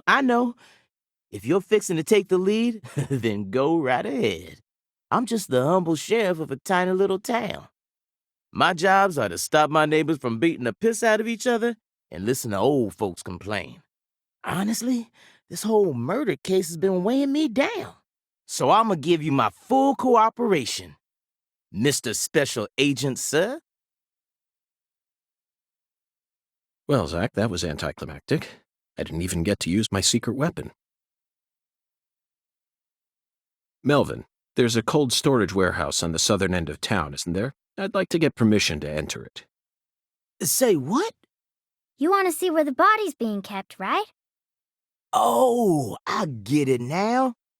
Lisa's body, yeah. Now, that's what I call a special agent. You already figured that much out. But, I'm not too sure that, going down there at this point is really gonna help much, you know? Explain it yourself, Daddy. That's incredible. I don't believe this. Amazing. Did you hear that, Zach? They put the body in a cold storage warehouse. This is fantastic. Insanely fantastic. Really? Well, how about that? Well, all right then. I'll head on down to the warehouse ahead of you and make sure we get permission to search it. Sounds good. The management company only keeps the warehouse open during certain hours, so you'll have to come during those hours. I ain't looking to create any further disturbances. So be on time. Got it? Come on, let's roll, CLG. I'm gonna walk home, Daddy. I still got another stop to make. Oh, if you say so, sweetie. She's a real sharp one, as you can see, so I try to stay out of her way. Well, all right then, York. I'll see you at the warehouse.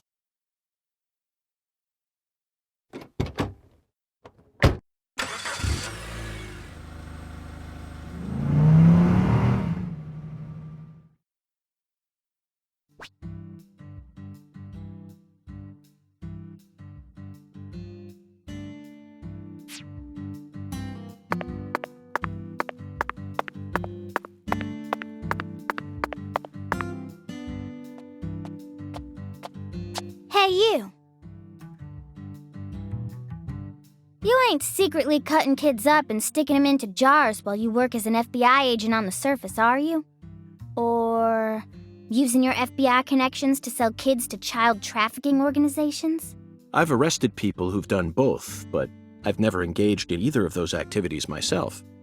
Of course, I have imagined doing such things in order to learn more about the psychology of the criminals I deal with. It was just a joke. Why are you getting all serious?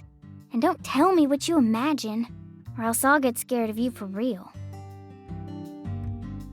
Hey, can I come with you? You signed a contract with me, remember? And besides, I'm kind of worried about my daddy. Do whatever you like. This is America, land of the free. But I have one condition. What condition? Don't ask me about Zach. It's a private matter. Zach, it feels like she's carrying something with her.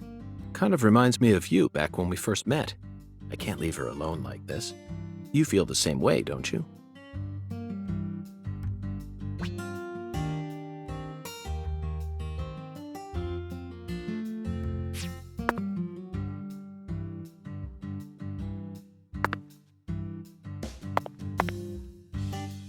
By the way, Patty, what do you usually do when you're at home? Is this an interrogation? Oh, no.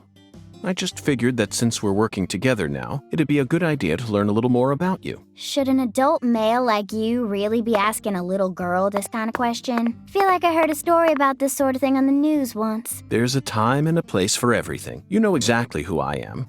And I've also introduced myself to your father. Besides, you're the one who said you wanted to come with me. I was just kidding, jeez.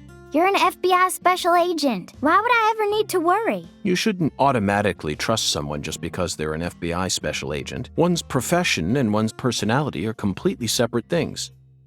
For example, one special agent may fall spiritually in love with a genius criminal who enjoys the taste of human flesh. That's Hannibal. You pulled that straight out of a movie. Just because it's a film doesn't mean it isn't deeply rooted in reality. You can't judge people solely based on where they work or how they look. You need to think hard and decide things for yourself. Fine. So allow me to ask you this. How do you feel about me? I don't know. I only just met you. Exactly. Now it sounds like you're thinking. You should never feel the need to force an answer out or pretend like you know something you don't. Zach, she's a good kid, isn't she? Honest and straightforward. Oh, wait, there's one thing I can say. Oh. What? When you talk to yourself like that, it really creeps me out. Did you start doing that after you became an adult? Or have you just always done it? Either way, you should stop doing it. It's really weird and, makes me wince whenever I hear it. Ooh, Zach, did you hear that? No need to worry. Neither of us are weird, I can assure you of that. She's probably just having trouble finding the right word to describe us. No, I think I'll stop there. Wouldn't want her to think we're getting desperate. Like I said, it's really creeping me out.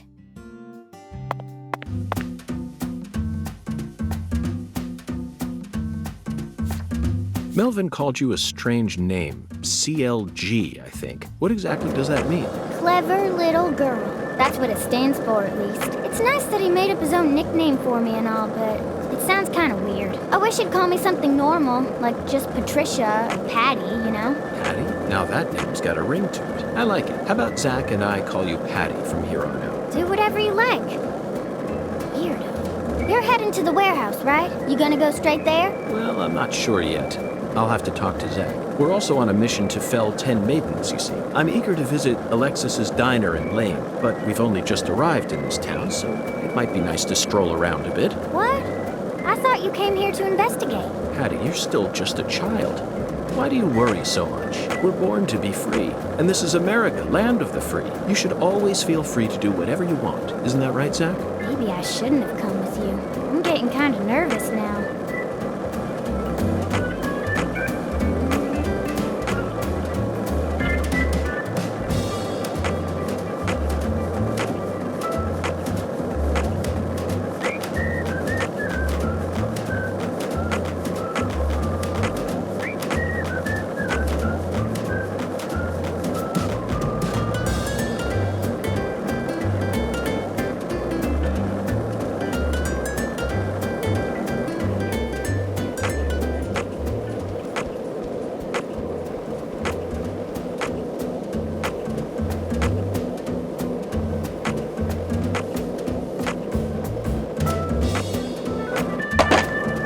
Hey, Zach, it looks like we were right on the money. Tracing the San Rouge distribution route led us right to Louisiana. You know what that means. We've got a hot hand, and Lady Luck's given us far more favor than she ever has before. We just happened to hear news about Lisa's murder while sitting in a bar during our vacation in New Orleans. That certainly wouldn't have happened if we had stayed in D.C. They would have given the case to another special agent, or maybe even to the state, and then we never would have found it in the end.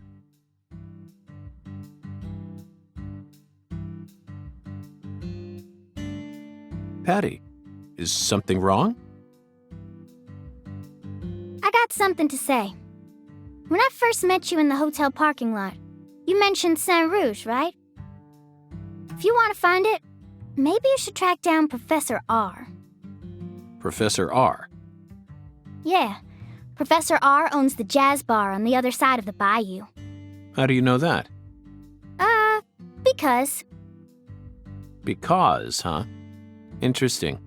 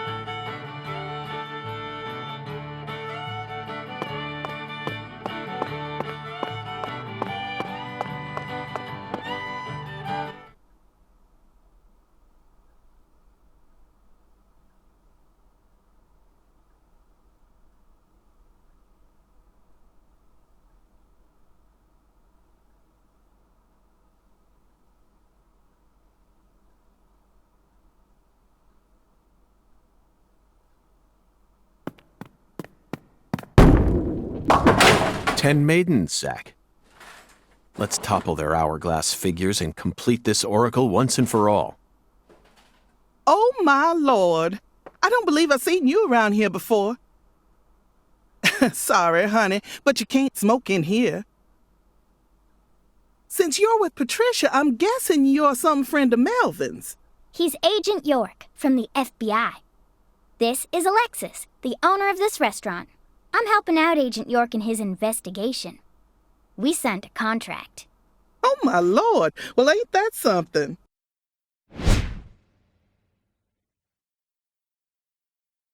I'm FBI Special Agent Francis York Morgan. Please, call me York. Everyone's always called me that. Oh, my Lord. Well, that's got to be the strangest introduction I've ever heard. No wonder everyone in town's been talking about you.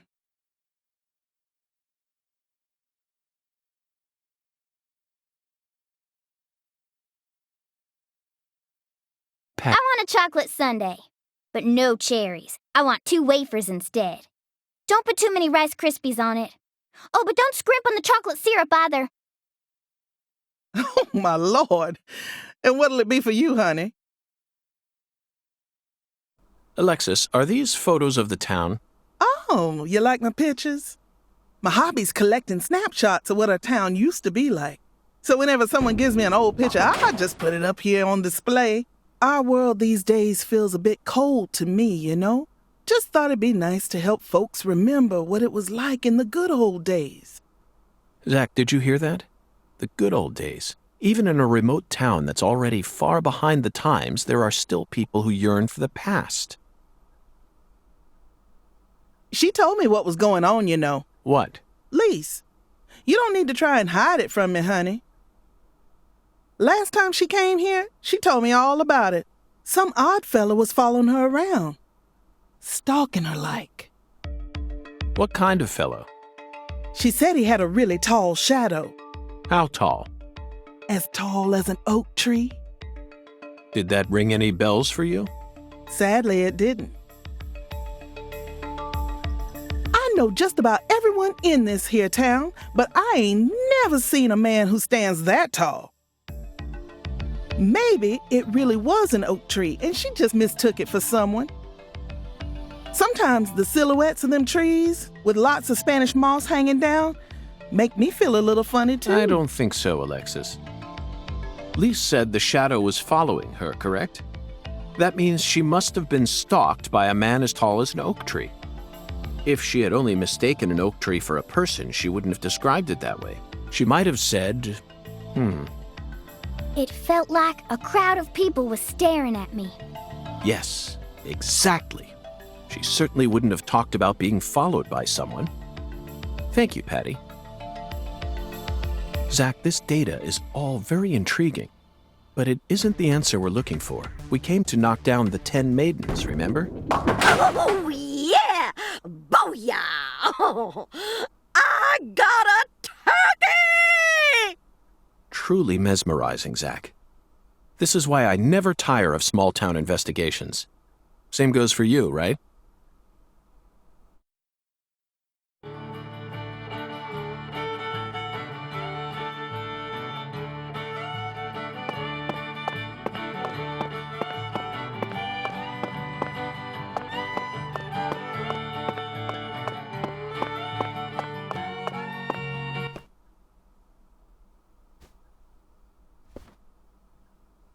Excuse me, ma'am. Oh, howdy, stranger. My, you're a handsome one. You came out here from the city, didn't you? I can always spot you city folk from a mile away.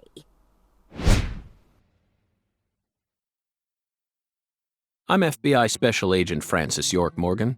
Would you mind calling me York, ma'am? Oh, so you are from the FBI. I thought as much. So sophisticated. Well, my horoscope in the paper today told me I'd be meeting someone new. And those horoscopes never miss. They're the real deal. Well, one even predicted when I'd bowl my first perfect game. Oh, no! Oh, could you stand a bit closer to me? Whew, that was a close one.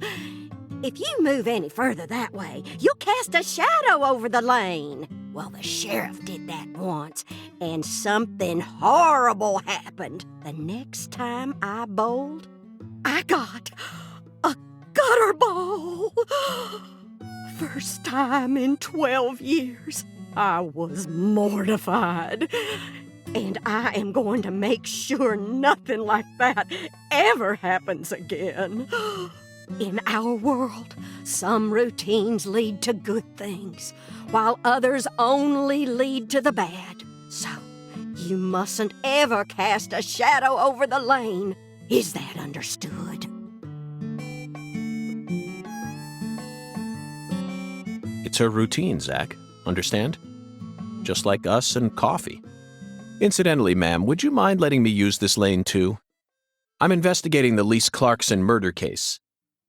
And I need to topple 10 maidens, no matter what it takes. No, absolutely not. Not even the FBI can take my lane from me. I haven't given it up once ever since my husband passed away over a decade ago. I'll never break my promise to him. But Now, if you'll excuse me.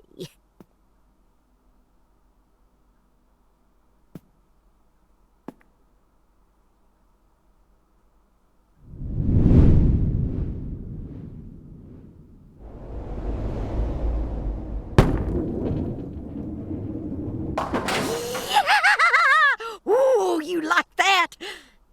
That's what I'm talking about. Who's your mama? Zach, it looks like negotiations have failed. Now I'm afraid we have no choice but to force her to let us use her bowling lane. Yes, I know. I won't do anything illegal.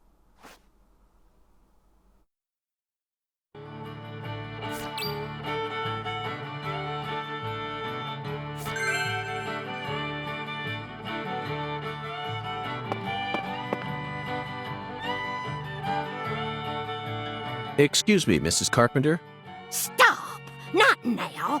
Can't you see I'm already in my bowling stance? What, are you blind?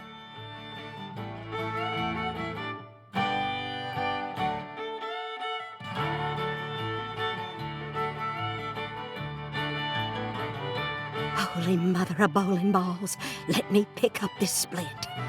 Holy Mother of bowling balls, let me pick up this split. Holy Mother of bowling balls, let me pick up this split.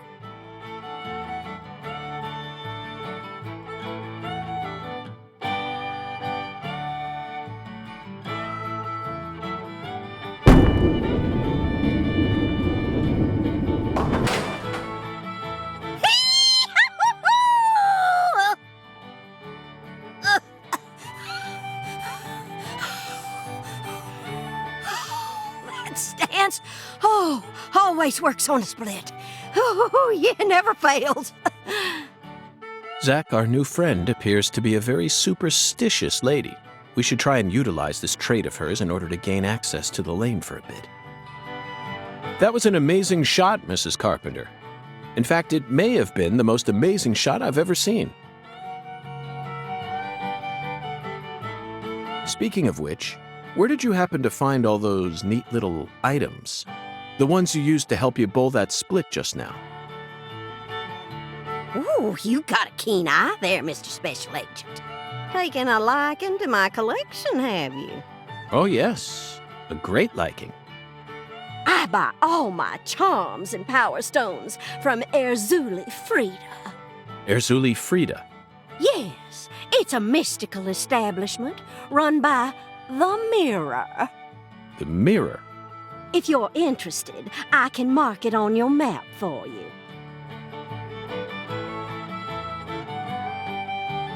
Zach, this is it. Erzuli Frida. There must be a treasure trove of dubious trinkets on sale there. We may even be able to find something capable of changing her mind. It really feels like we're in the deep south now, doesn't it?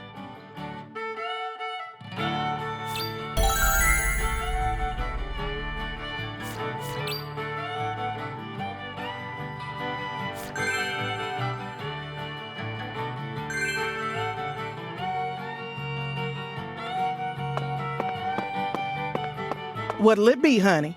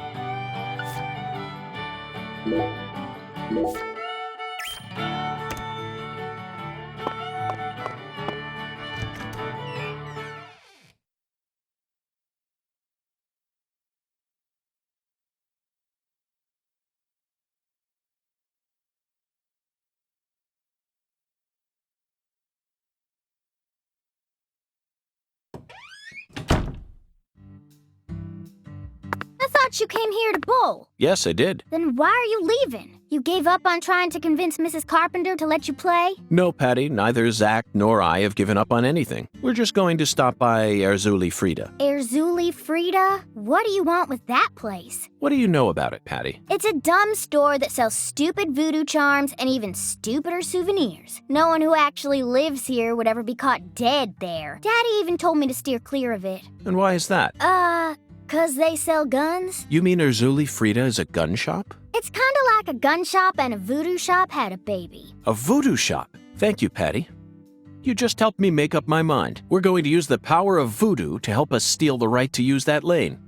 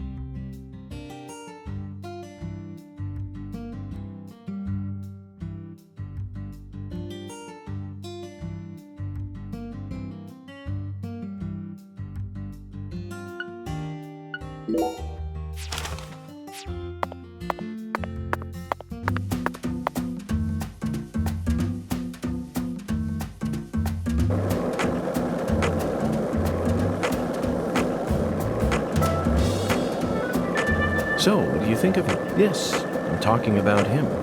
Boondock, is the skeletal gentleman friend or foe? Or does he merely exist outside the realms of either? Still too early to tell. But it's clear that he'll be the key to uncovering this case's mysteries. That's what my soul tells me.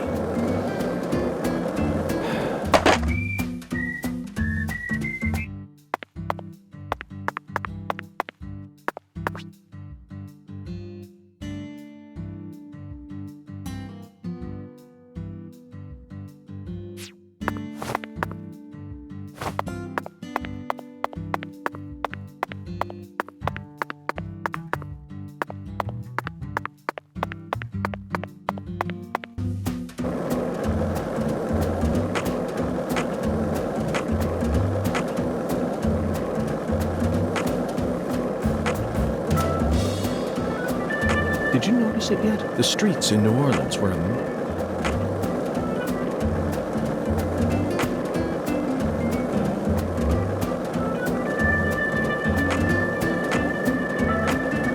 Hey, Zach, it looks like we were right on.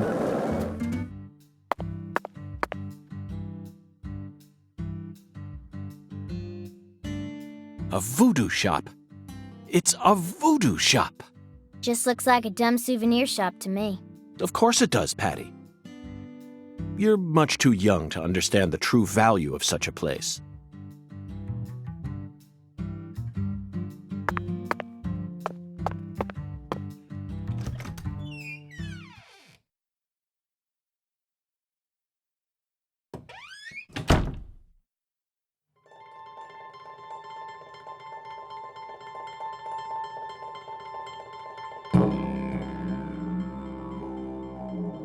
This is all kid stuff. It's just a bunch of charms. I'm allowed to watch TV and go on the internet, but I ain't allowed in here? My daddy makes no sense sometimes. You agree, right, Agent York? This is all just kid stuff. Look at this, Zach. All the mysticism of the Deep South gathered up into one quaint little shop. This is 100 times more exciting than the FBI evidence vault. It's a vast treasure chest. So much to study, so much to learn.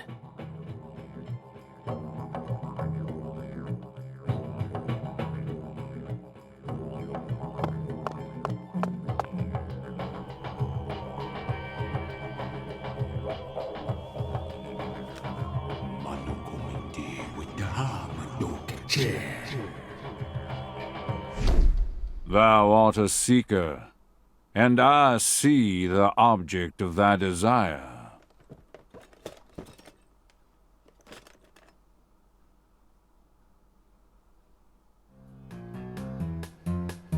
Doth this be what thou seekest?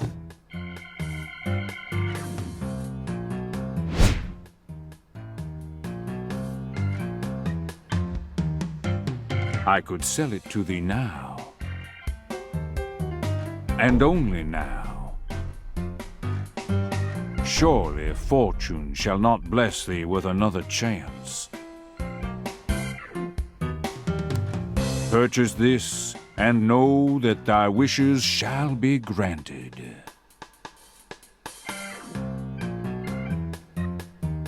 That's crazy. Even I can tell you're getting cheated, Agent York. I disagree, Patty. This person can be trusted. I've been studying people for quite a while, so I can tell. That figurine is connected to our future. My price is true. What say thee?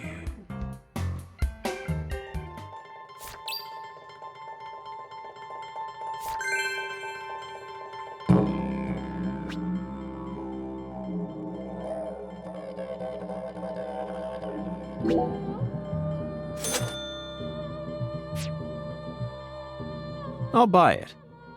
Thou art a man of refined taste.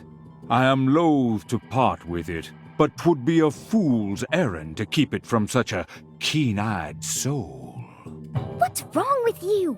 No normal person would ever buy a piece of junk like that, not even at a garage sale. Marvelous, isn't it, Zach? What a treasure. I can't wait to use it. Use it? Where? How? Isn't it obvious, Patty? I'm going to put it in front of Mrs. Carpenter's house. In front of her house? Yes. I'm sure this figurine will stop her right in her tracks. And that'll give us a chance to finally topple the 10 maidens. Are you serious? Of course I am. And so is Zach. Aren't you? I'm seriously wondering if I should quit helping you out with this.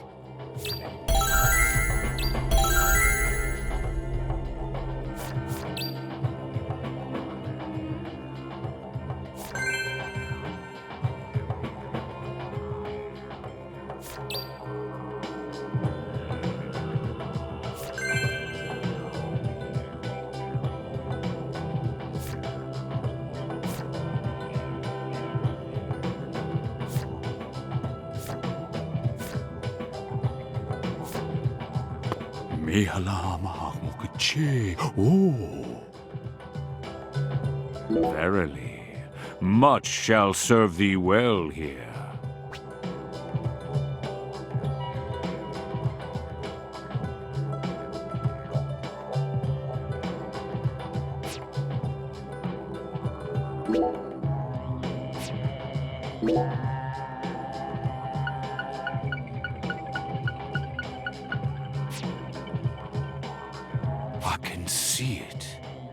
Thy return is imminent. Thou hast discovered the very purpose of my emporium, that is.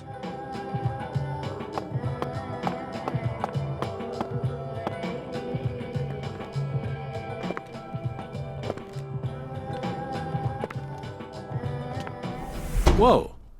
That was close. Well, look at you, all standing there like you're expecting me to apologize. Huh, it's your fault for not paying attention. What? Got a moment? Can't say I do. I'm in a hurry here. I won't take up too much of your time. I'd just like to ask you a few questions. I said I'm in a hurry, Peckerwood. Now get out of my way.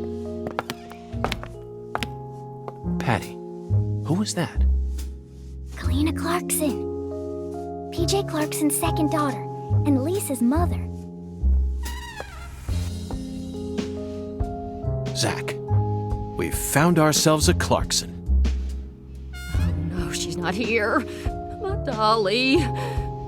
She's not here. My dolly isn't here. One of the key persons in this case just came out of the woodwork to meet us. Now things are really getting interesting. Isn't that right, Zach?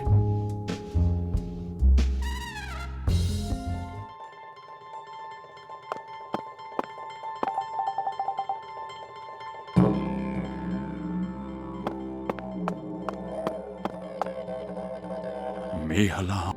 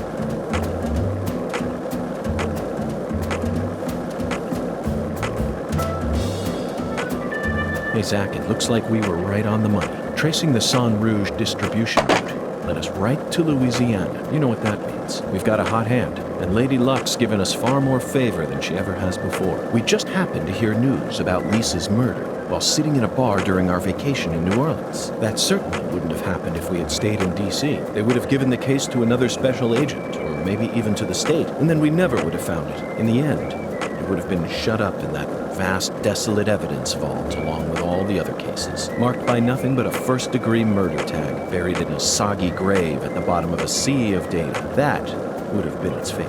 Instead, it traveled from person to person until it finally fell right into our lap. Things always work out that way for us. We've traveled all over the United States trying to track down San Rouge. We can't let this...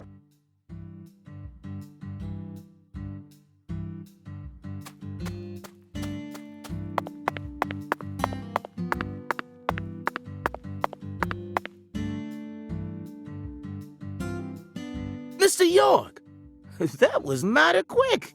The special agent does it again. You sure don't waste any time. I bet my CLG's got a lot to learn from you. By the way, Mr. York, looks to me like you aren't packing anything. I was on vacation in New Orleans before I happened to stop by here. Well, shoot, that won't do. Here, I got something I think you'll like. I call him Mr. Alligator. Badass, ain't he? It's a tranquilizer gun for the gators.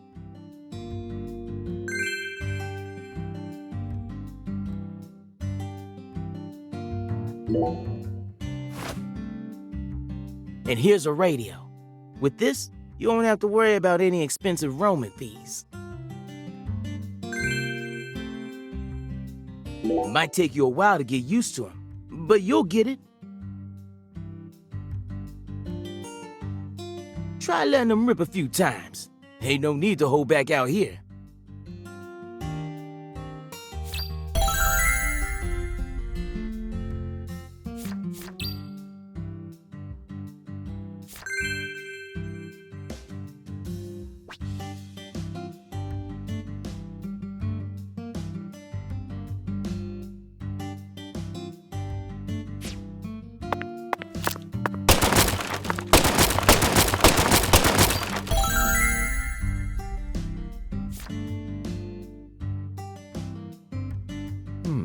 Now this is an intriguing weapon. For a tranquilizer gun, it really packs a punch. But I'm afraid I'll decline. After all, this town is peaceful, isn't it? Well, sure is peaceful. At least the humans are. But the animals are a different story. Remember what I named it? There are some real mean-ass gators out there in the swamps. And every now and then, they wander into town. One of them even went and ate a kid once. It happened a long time ago, but still, one chomp's all it takes. They swallow down every last bit of you. Poor kid's parents didn't even know what to put in his coffin. The worst part is, that taught the gators just how tasty we humans are. So now, those suckers just attack on sight. Man-eating crocodiles will feast tonight. In Blood Swamp! You know he's fibbing, right? Gators don't attack folks. I never heard about no kid getting swallowed by a gator. Actually, Patricia, you're wrong. I'm what? Alligators do attack people, and it could happen in any town. Huh? Alligator, 1980. Directed by Louis Teague. It takes place in the Midwest, I believe. A teenage girl's pet alligator gets flushed down the toilet. Then, in the sewer, it feeds on the corpses of dogs that were used as test subjects for an experimental growth formula. After growing over 30 feet, it finally starts to go after humans. It's an extremely edifying movie. Back when I first saw it, I had a pet hamster. Hey, Agent York. What's your first order of business? You're in charge now, remember? Well said, Patricia. I nearly lost sight of my true goal. Melvin, I couldn't help but notice the name on the side of that truck. This facility is connected to the victim, isn't it?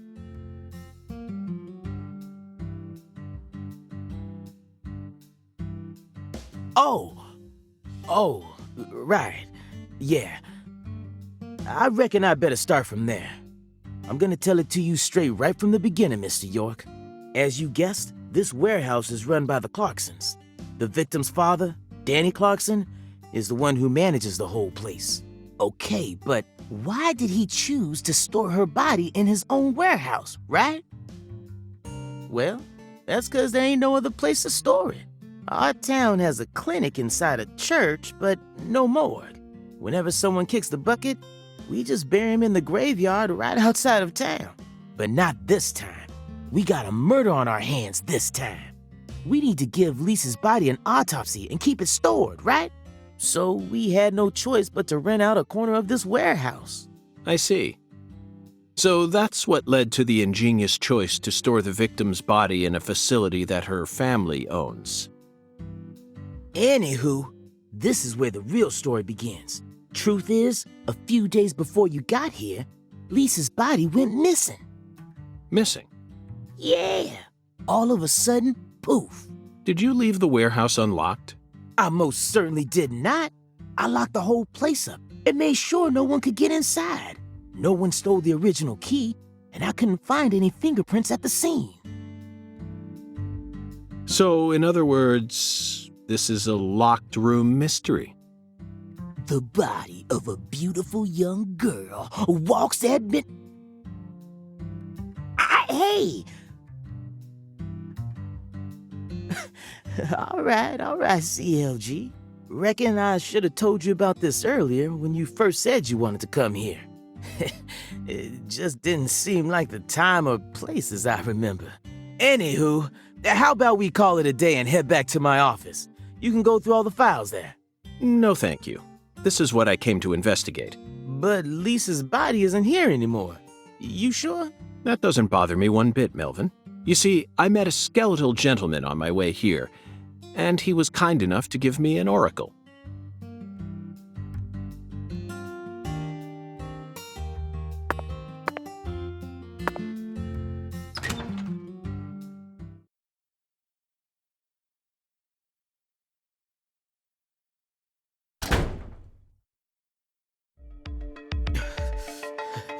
You holding up okay, CLG? You sure you don't want to wait outside? I'll be fine, Daddy. Just make sure you don't take your eyes off of him. He's so selfish and inconsiderate. I'm still not convinced he's actually a real FBI agent. Look, he's talking to himself again. Zack, this is the ambiguous zero, the deep freeze. Let's hurry up and find that flying serpent, shall we?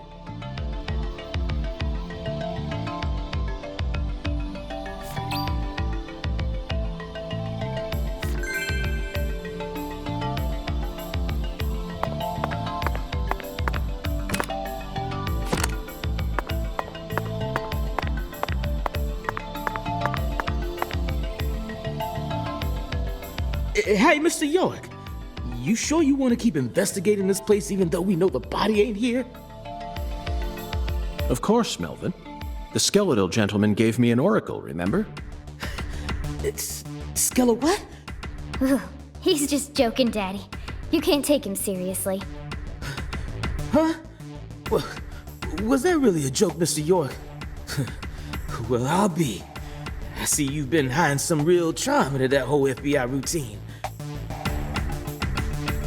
Sorry, Melvin, but I'm dead serious.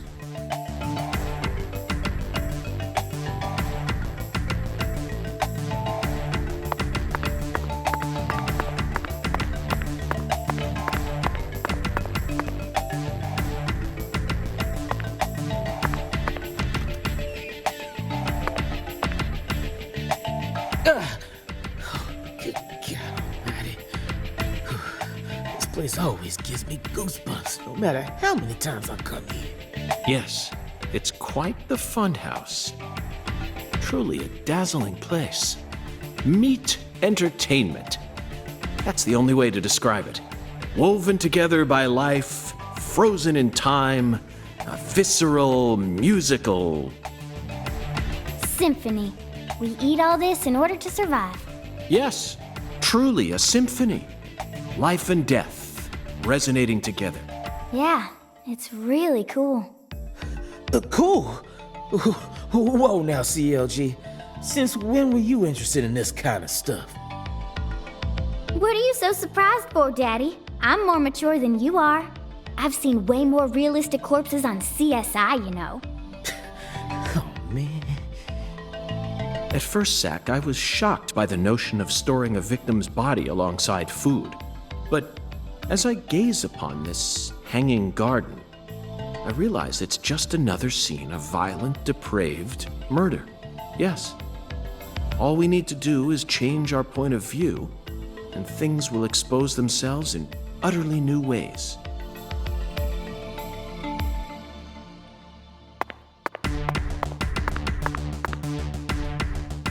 Hey, Mr. York. This is kinda, yeah. Melvin, if you have something to say, then just go on and say it. Otherwise, you'll simply be insulting this beautiful landscape. You think this is beautiful? Oh, yes. It's the abnormal world that supports our normal lives. I think that's wonderful. Don't you? Besides, look, Patricia seems to be handling this a lot better than you are. Well, you see, I ain't too good with this grotesque stuff. Ugh. Don't let it get to you, Daddy. Whew. Everyone has at least one thing they're afraid of. Even you. Right, Agent York?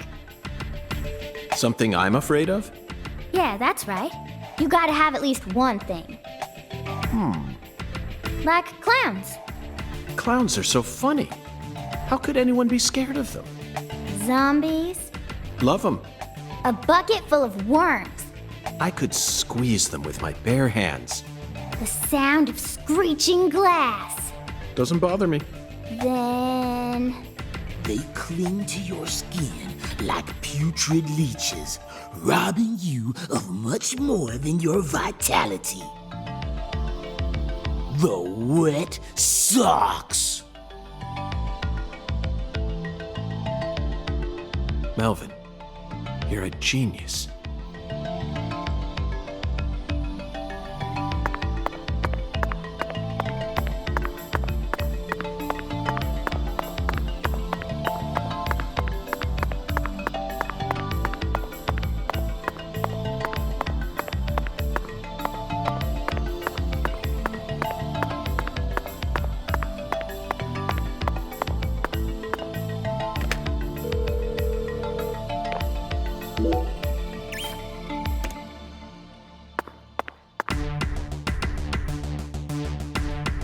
Melvin, I'd like to take this opportunity to ask you a personal question. In the hotel parking lot, when I first met you, the picture you had on your dashboard happened to catch my eye. Was that your wife? Oh, her? Yeah, that's my lady, all right. Candy. Her name's Candy. The prettiest girl in town, which makes me the happiest boy. A shooting star landed in a rural town, right on top of a man who now has a meteor-struck heart. You always keep her photo with you? You bet I do. The truth is, Candy's a little sick right now. She can't even leave the house no more. So I always keep her photograph with me. Kinda feels like we're always together, you know? I see. You care for your wife a great deal. But this means that... Yeah, that's right. My mama had me before she married Daddy. But it don't matter. He's still my real daddy to me. Oh, thank you, CLG. And you're my pride and joy. Well, Zach, isn't this a heartwarming scene? But there's one thing I just can't get out of my mind. Don't you think that photograph looked a bit too old? Perhaps Candy is already... No, let's not think about that. It might be a private matter, just like you, Zach.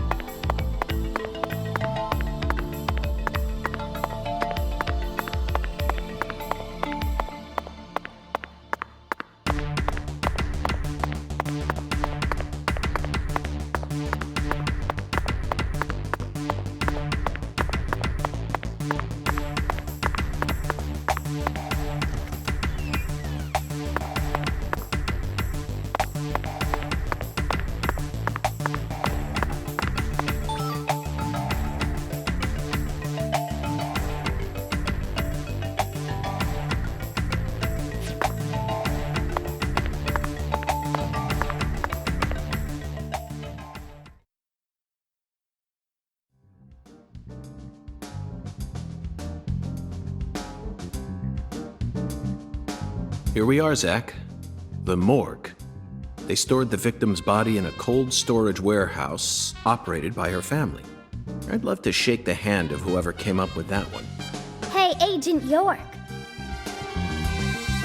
Did you just come here to laugh at rural officers who are doing the best they can? We don't have any special facilities like you people. What else did you expect us to do, huh? Don't compare us with city folk. This is Lucare. Or maybe you're just disappointed that you didn't get to see the bloated, decomposing corpse of a young girl. Sorry, you're right. I went a bit too far just now. But don't misunderstand. I honestly think it's a fantastic idea. I'd never try and bully your daddy. Better not. Thank you for understanding.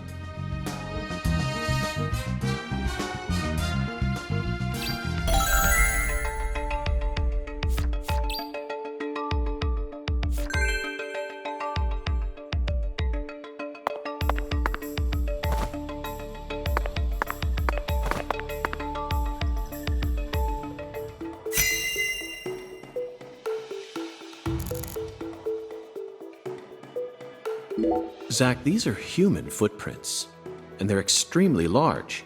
Yes, Zach, I agree. These footprints must belong to someone who's used to walking around in cold temperatures.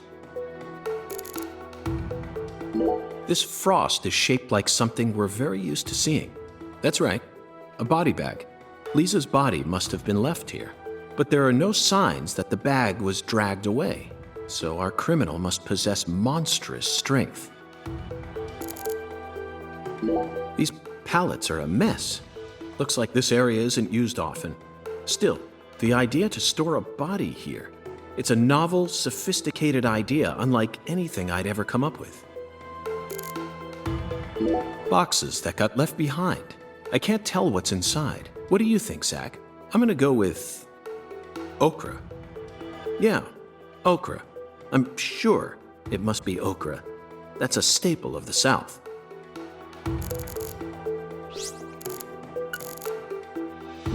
Boxes of the past or presents of the future. Either way, this is a curious time capsule. Forgotten boxes. Looks like shelled headless shrimp. When were these boxes brought here?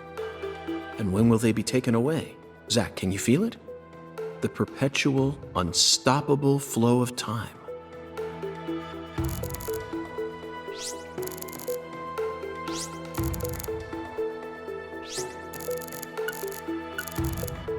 An icicle. Never thought I'd see one of these down in the South. Zach, can you see that? Look closely. That's right. There are 4 imprints in the frost on the top of this. It's hard to believe, but I think these are fingerprints. Yes, Zach, that would lead one to believe that the body napper is a giant who's over 10 feet tall.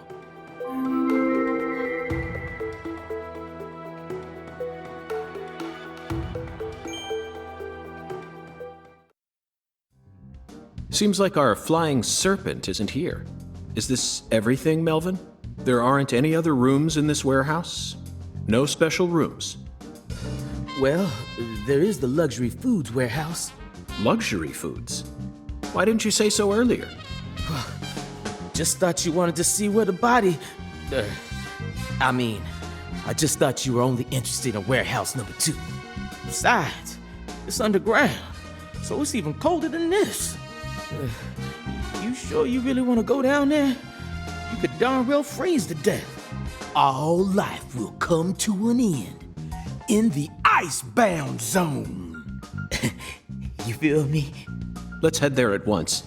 I'm sure that must be where we're meant to go. But what about searching for Lisa's body? All we need to do is find a 10-foot tall man with monstrous strength. That giant knows where she is. 10 foot tall? But finding the flying serpent is more important right now. Now please, guide me to the luxury foods warehouse at once. These luxury foods are most likely being used in local Cajun cuisine. I'm so excited to see what we'll find. Aren't you, Zach?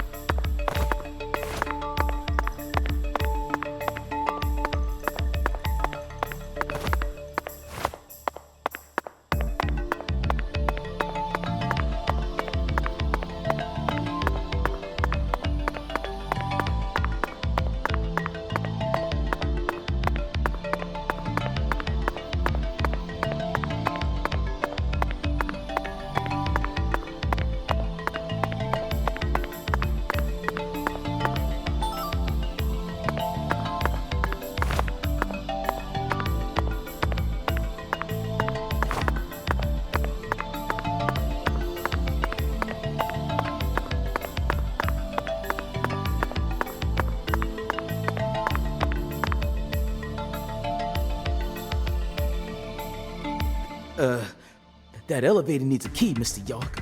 Do you have one? Actually, no. I didn't think you'd ever want to go down there, so I didn't bother to go and get one. Well, then would you go and get one now? Yeah. COG, I know. I'll tell it to him straight. Thing is, Mr. York, you know the Clarksons? The folks who own this place? Well, they don't too much like the police. And they sure as hell don't like them when they're my color. It was, real hard for me to get permission to open up this place for you to search through. So they ain't gonna be too happy if I go back to them now, asking for another key. What should we do then? Let's just find a worker here who can lower the elevator for us instead. All they need to do is take a break from their work for a couple minutes. And what am I supposed to do? Just stand here and pretend like nothing's happening? Yeah, you FBI folks are good at that, right? That's always what I see you doing on TV.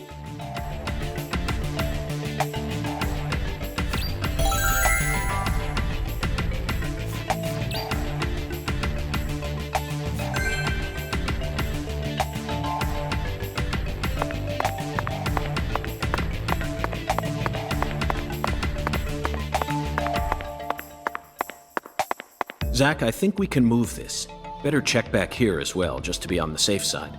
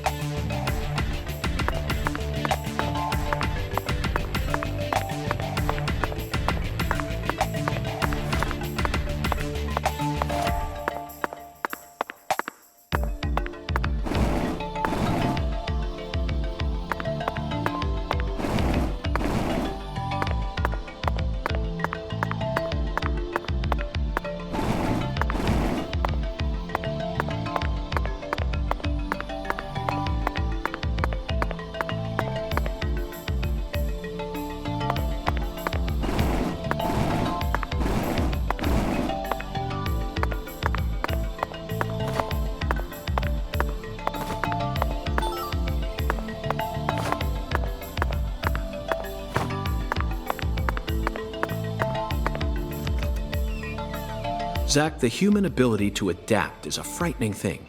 Some humans have the power to sleep anywhere as long as they set their minds to it.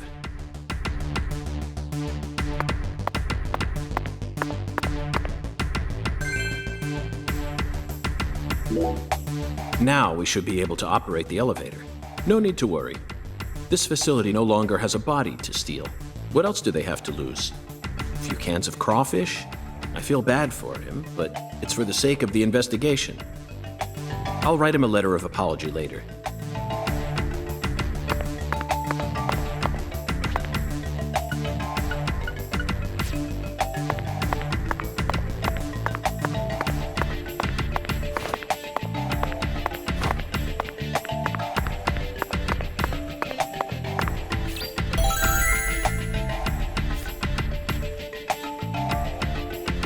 Mr. York, did you find a key? Ha! Now that's my special agent. There ain't no stopping you. Wanna head straight down? You bet. Let's sally forth, Melvin.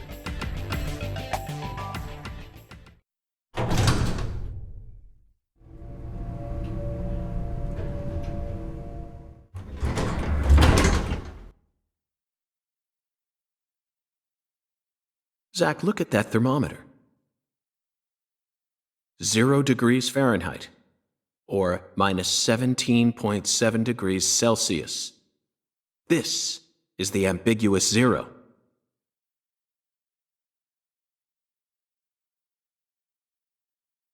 Hey, Avery! Can you hear me?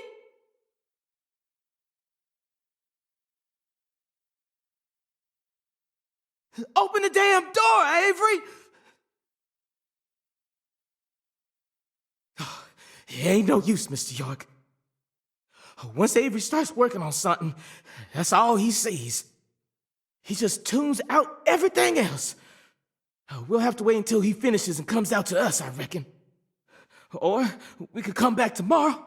I disagree, Melvin. Time may be on our side, but that doesn't mean we should waste it. You gave me Mr. Alligator precisely for moments like these, didn't you? Wait, Mr. York! Those tranquilizers may be non-lethal, but it's still dangerous to use them on humans.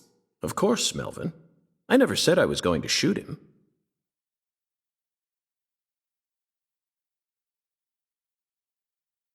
You're gonna shoot some meat to get his attention. I'm right, ain't I?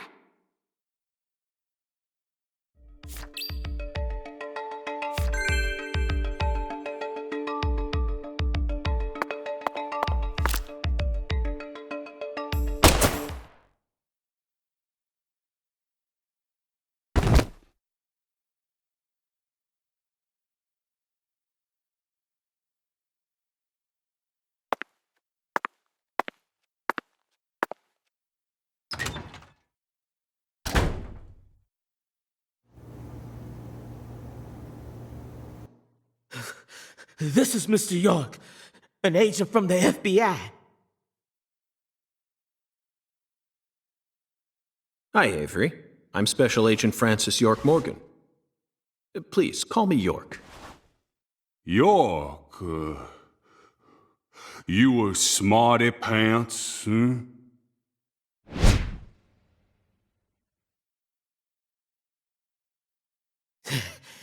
He's shyer than he looks. Come on, just settle down, Avery. Tell him what this here place is for. Lots of expensive food here. Yup. Mighty precious to the Clarksons, so I gotta guard it. I see. So you're this area's keeper? Oh, I help with the research, too. I do like research. Research? What are you talking about, Avery? This doesn't look like a lab to me. Oh, ain't no lab. It's a warehouse. Ain't no lab. Smarty pant scientist does the research. I ain't no smarty pants, no. He's a bit slow in the mind, but he ain't a bad guy. Oh. Your story about the giant who carried Lisa out. Don't tell me you think it's him. I mean, it's true that he's free to come and go as he pleases in this warehouse, but... No, as far as I can tell, he's just a bit over 6'5". The one who moved Lisa's body must be at least 10 feet tall. He's clearly too short. Too short, huh? Well, if you ever happen to find a man who makes him look small, I'd sure like to meet him.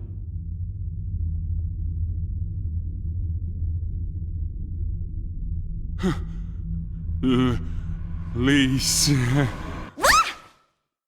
cut it out! Lise. Why? Avery, that's not Lise. Not Lise? This is Melvin's daughter, and my precious assistant.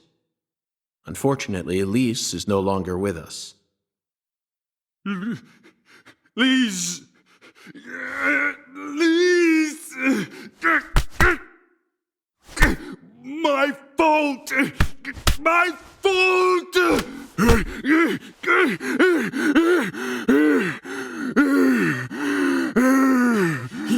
I guess he's sort of like Lise, you know? See, the poor fella's got himself a childlike mind. You know how normal kids tease other kids in order to get attention? Well, with this big lug, sometimes folks who don't know him too well see something and end up calling the police. But I know that deep down, he's got a good heart. Hey, Mr. York, I'll keep him busy, but I'd appreciate it if you'd hurry this particular inspection along.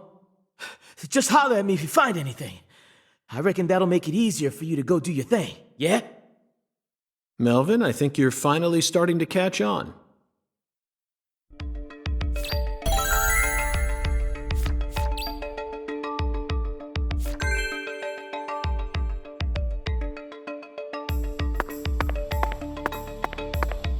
Hung alligators. I suppose in a way they sort of look like flying serpents, but that's pushing it. Remember, we're in a dark basement here. They'll never reach the sky.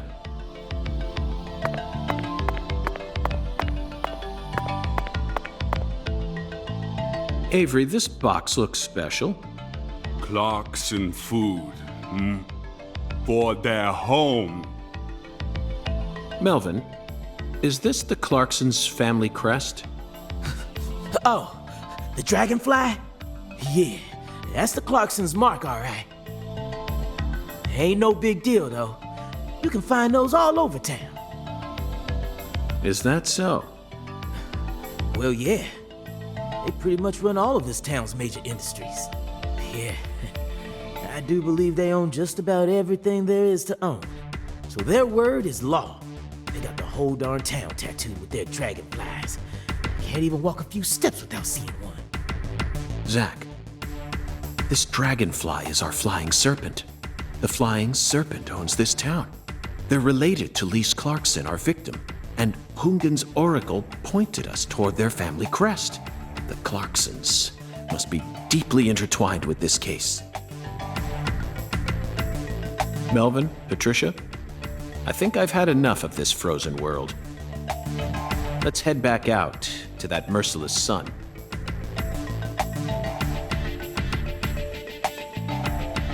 Well, what are you waiting for?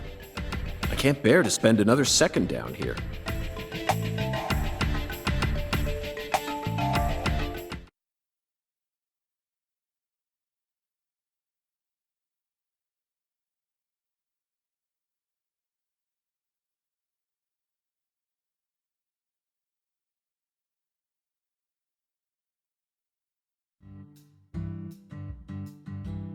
Whew. So, what do we do now, Mr. York? Zach and I will take things from here. Then what should I do? Tend to your sick wife? I don't know. You're free to do as you please. I'll stop by the sheriff's office when I need your help again. I suppose that's what I'll do then. It'll sure make Candy happy. But I am the sheriff of this town, so I do intend to get some work done. I know. How about I search for Lisa's body while you're busy? Not a bad idea. Just be careful that you don't get attacked by a barefooted giant. Hey, don't scare me like that. Why do you keep talking about that giant anyway? You really think some giant was responsible for all this? Melvin, don't be silly. Of course I do. Just when I thought you were starting to catch on. Disappointing, to say the least. But how can you be so sure? I want to see some proof. Proof number one. The footprints that led up to where Lisa's body originally was were made with bare feet. None of the prints looked similar to those of common insulated boots, and the arches of the feet were visible. The person who carried out Lisa's body must have had very large feet. I'd say they were at least 16 inches. Proof number two. I found fingerprints on the cord of one of the hanging lights in the warehouse.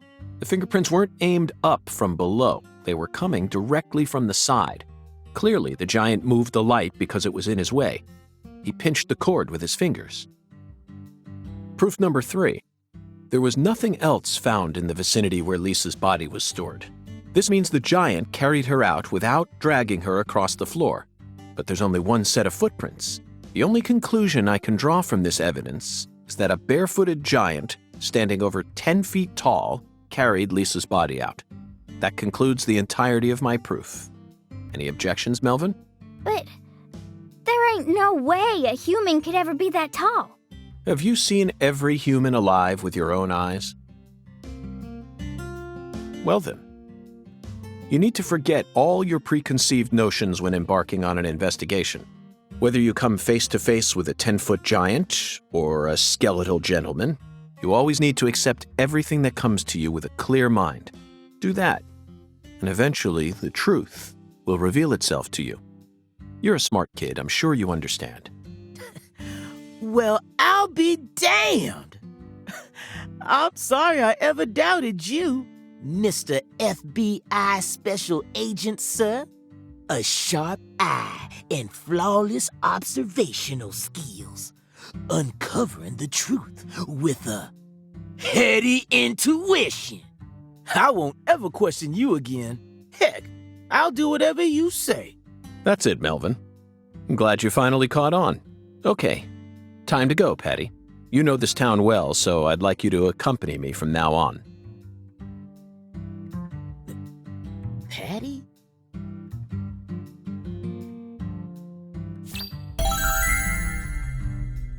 Zach, we found the flying serpent. Now we simply need to locate the 10 maidens. It's time to head on to Alexis's Diner and Lane.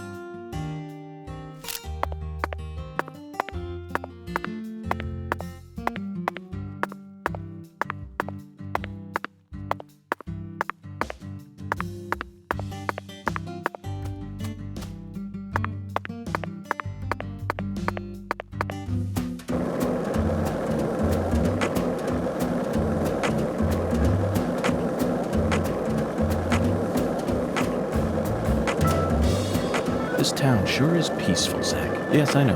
I know what you're about to say. But that's why we're here. To protect this peace. Isn't that right, Zach?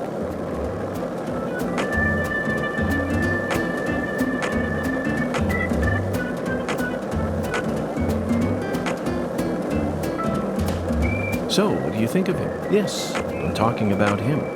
Ungan, is the skeletal gentleman friend or foe? Or does he merely exist outside the realms of either? Still too early to tell, but it's clear that he'll be the key to uncovering this case's mysteries. That's what my soul tells me. By the way, Zach, Ungan feels very familiar to me. You might even say he reminds me of someone. Yes, I think I see the connection now. A cheerful, wise, yet also mysterious African-American who appeared in a variety of different films. My mind must be overlapping him with this...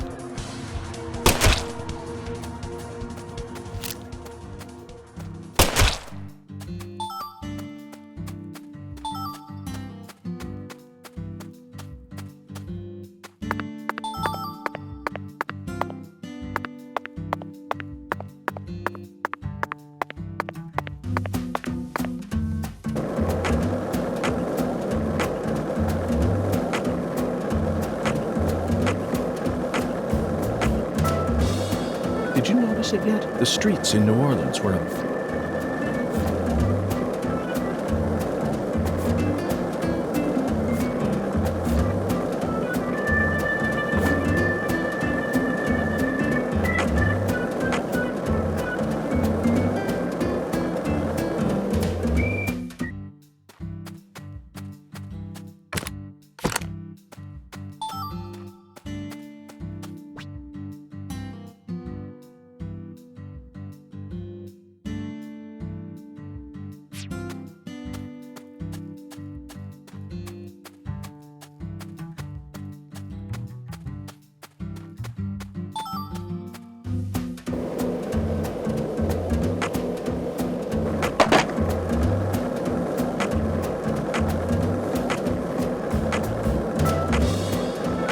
Zach, you're a coffee person, right? No sugar, only milk. Yes, I'm completely with you on that one.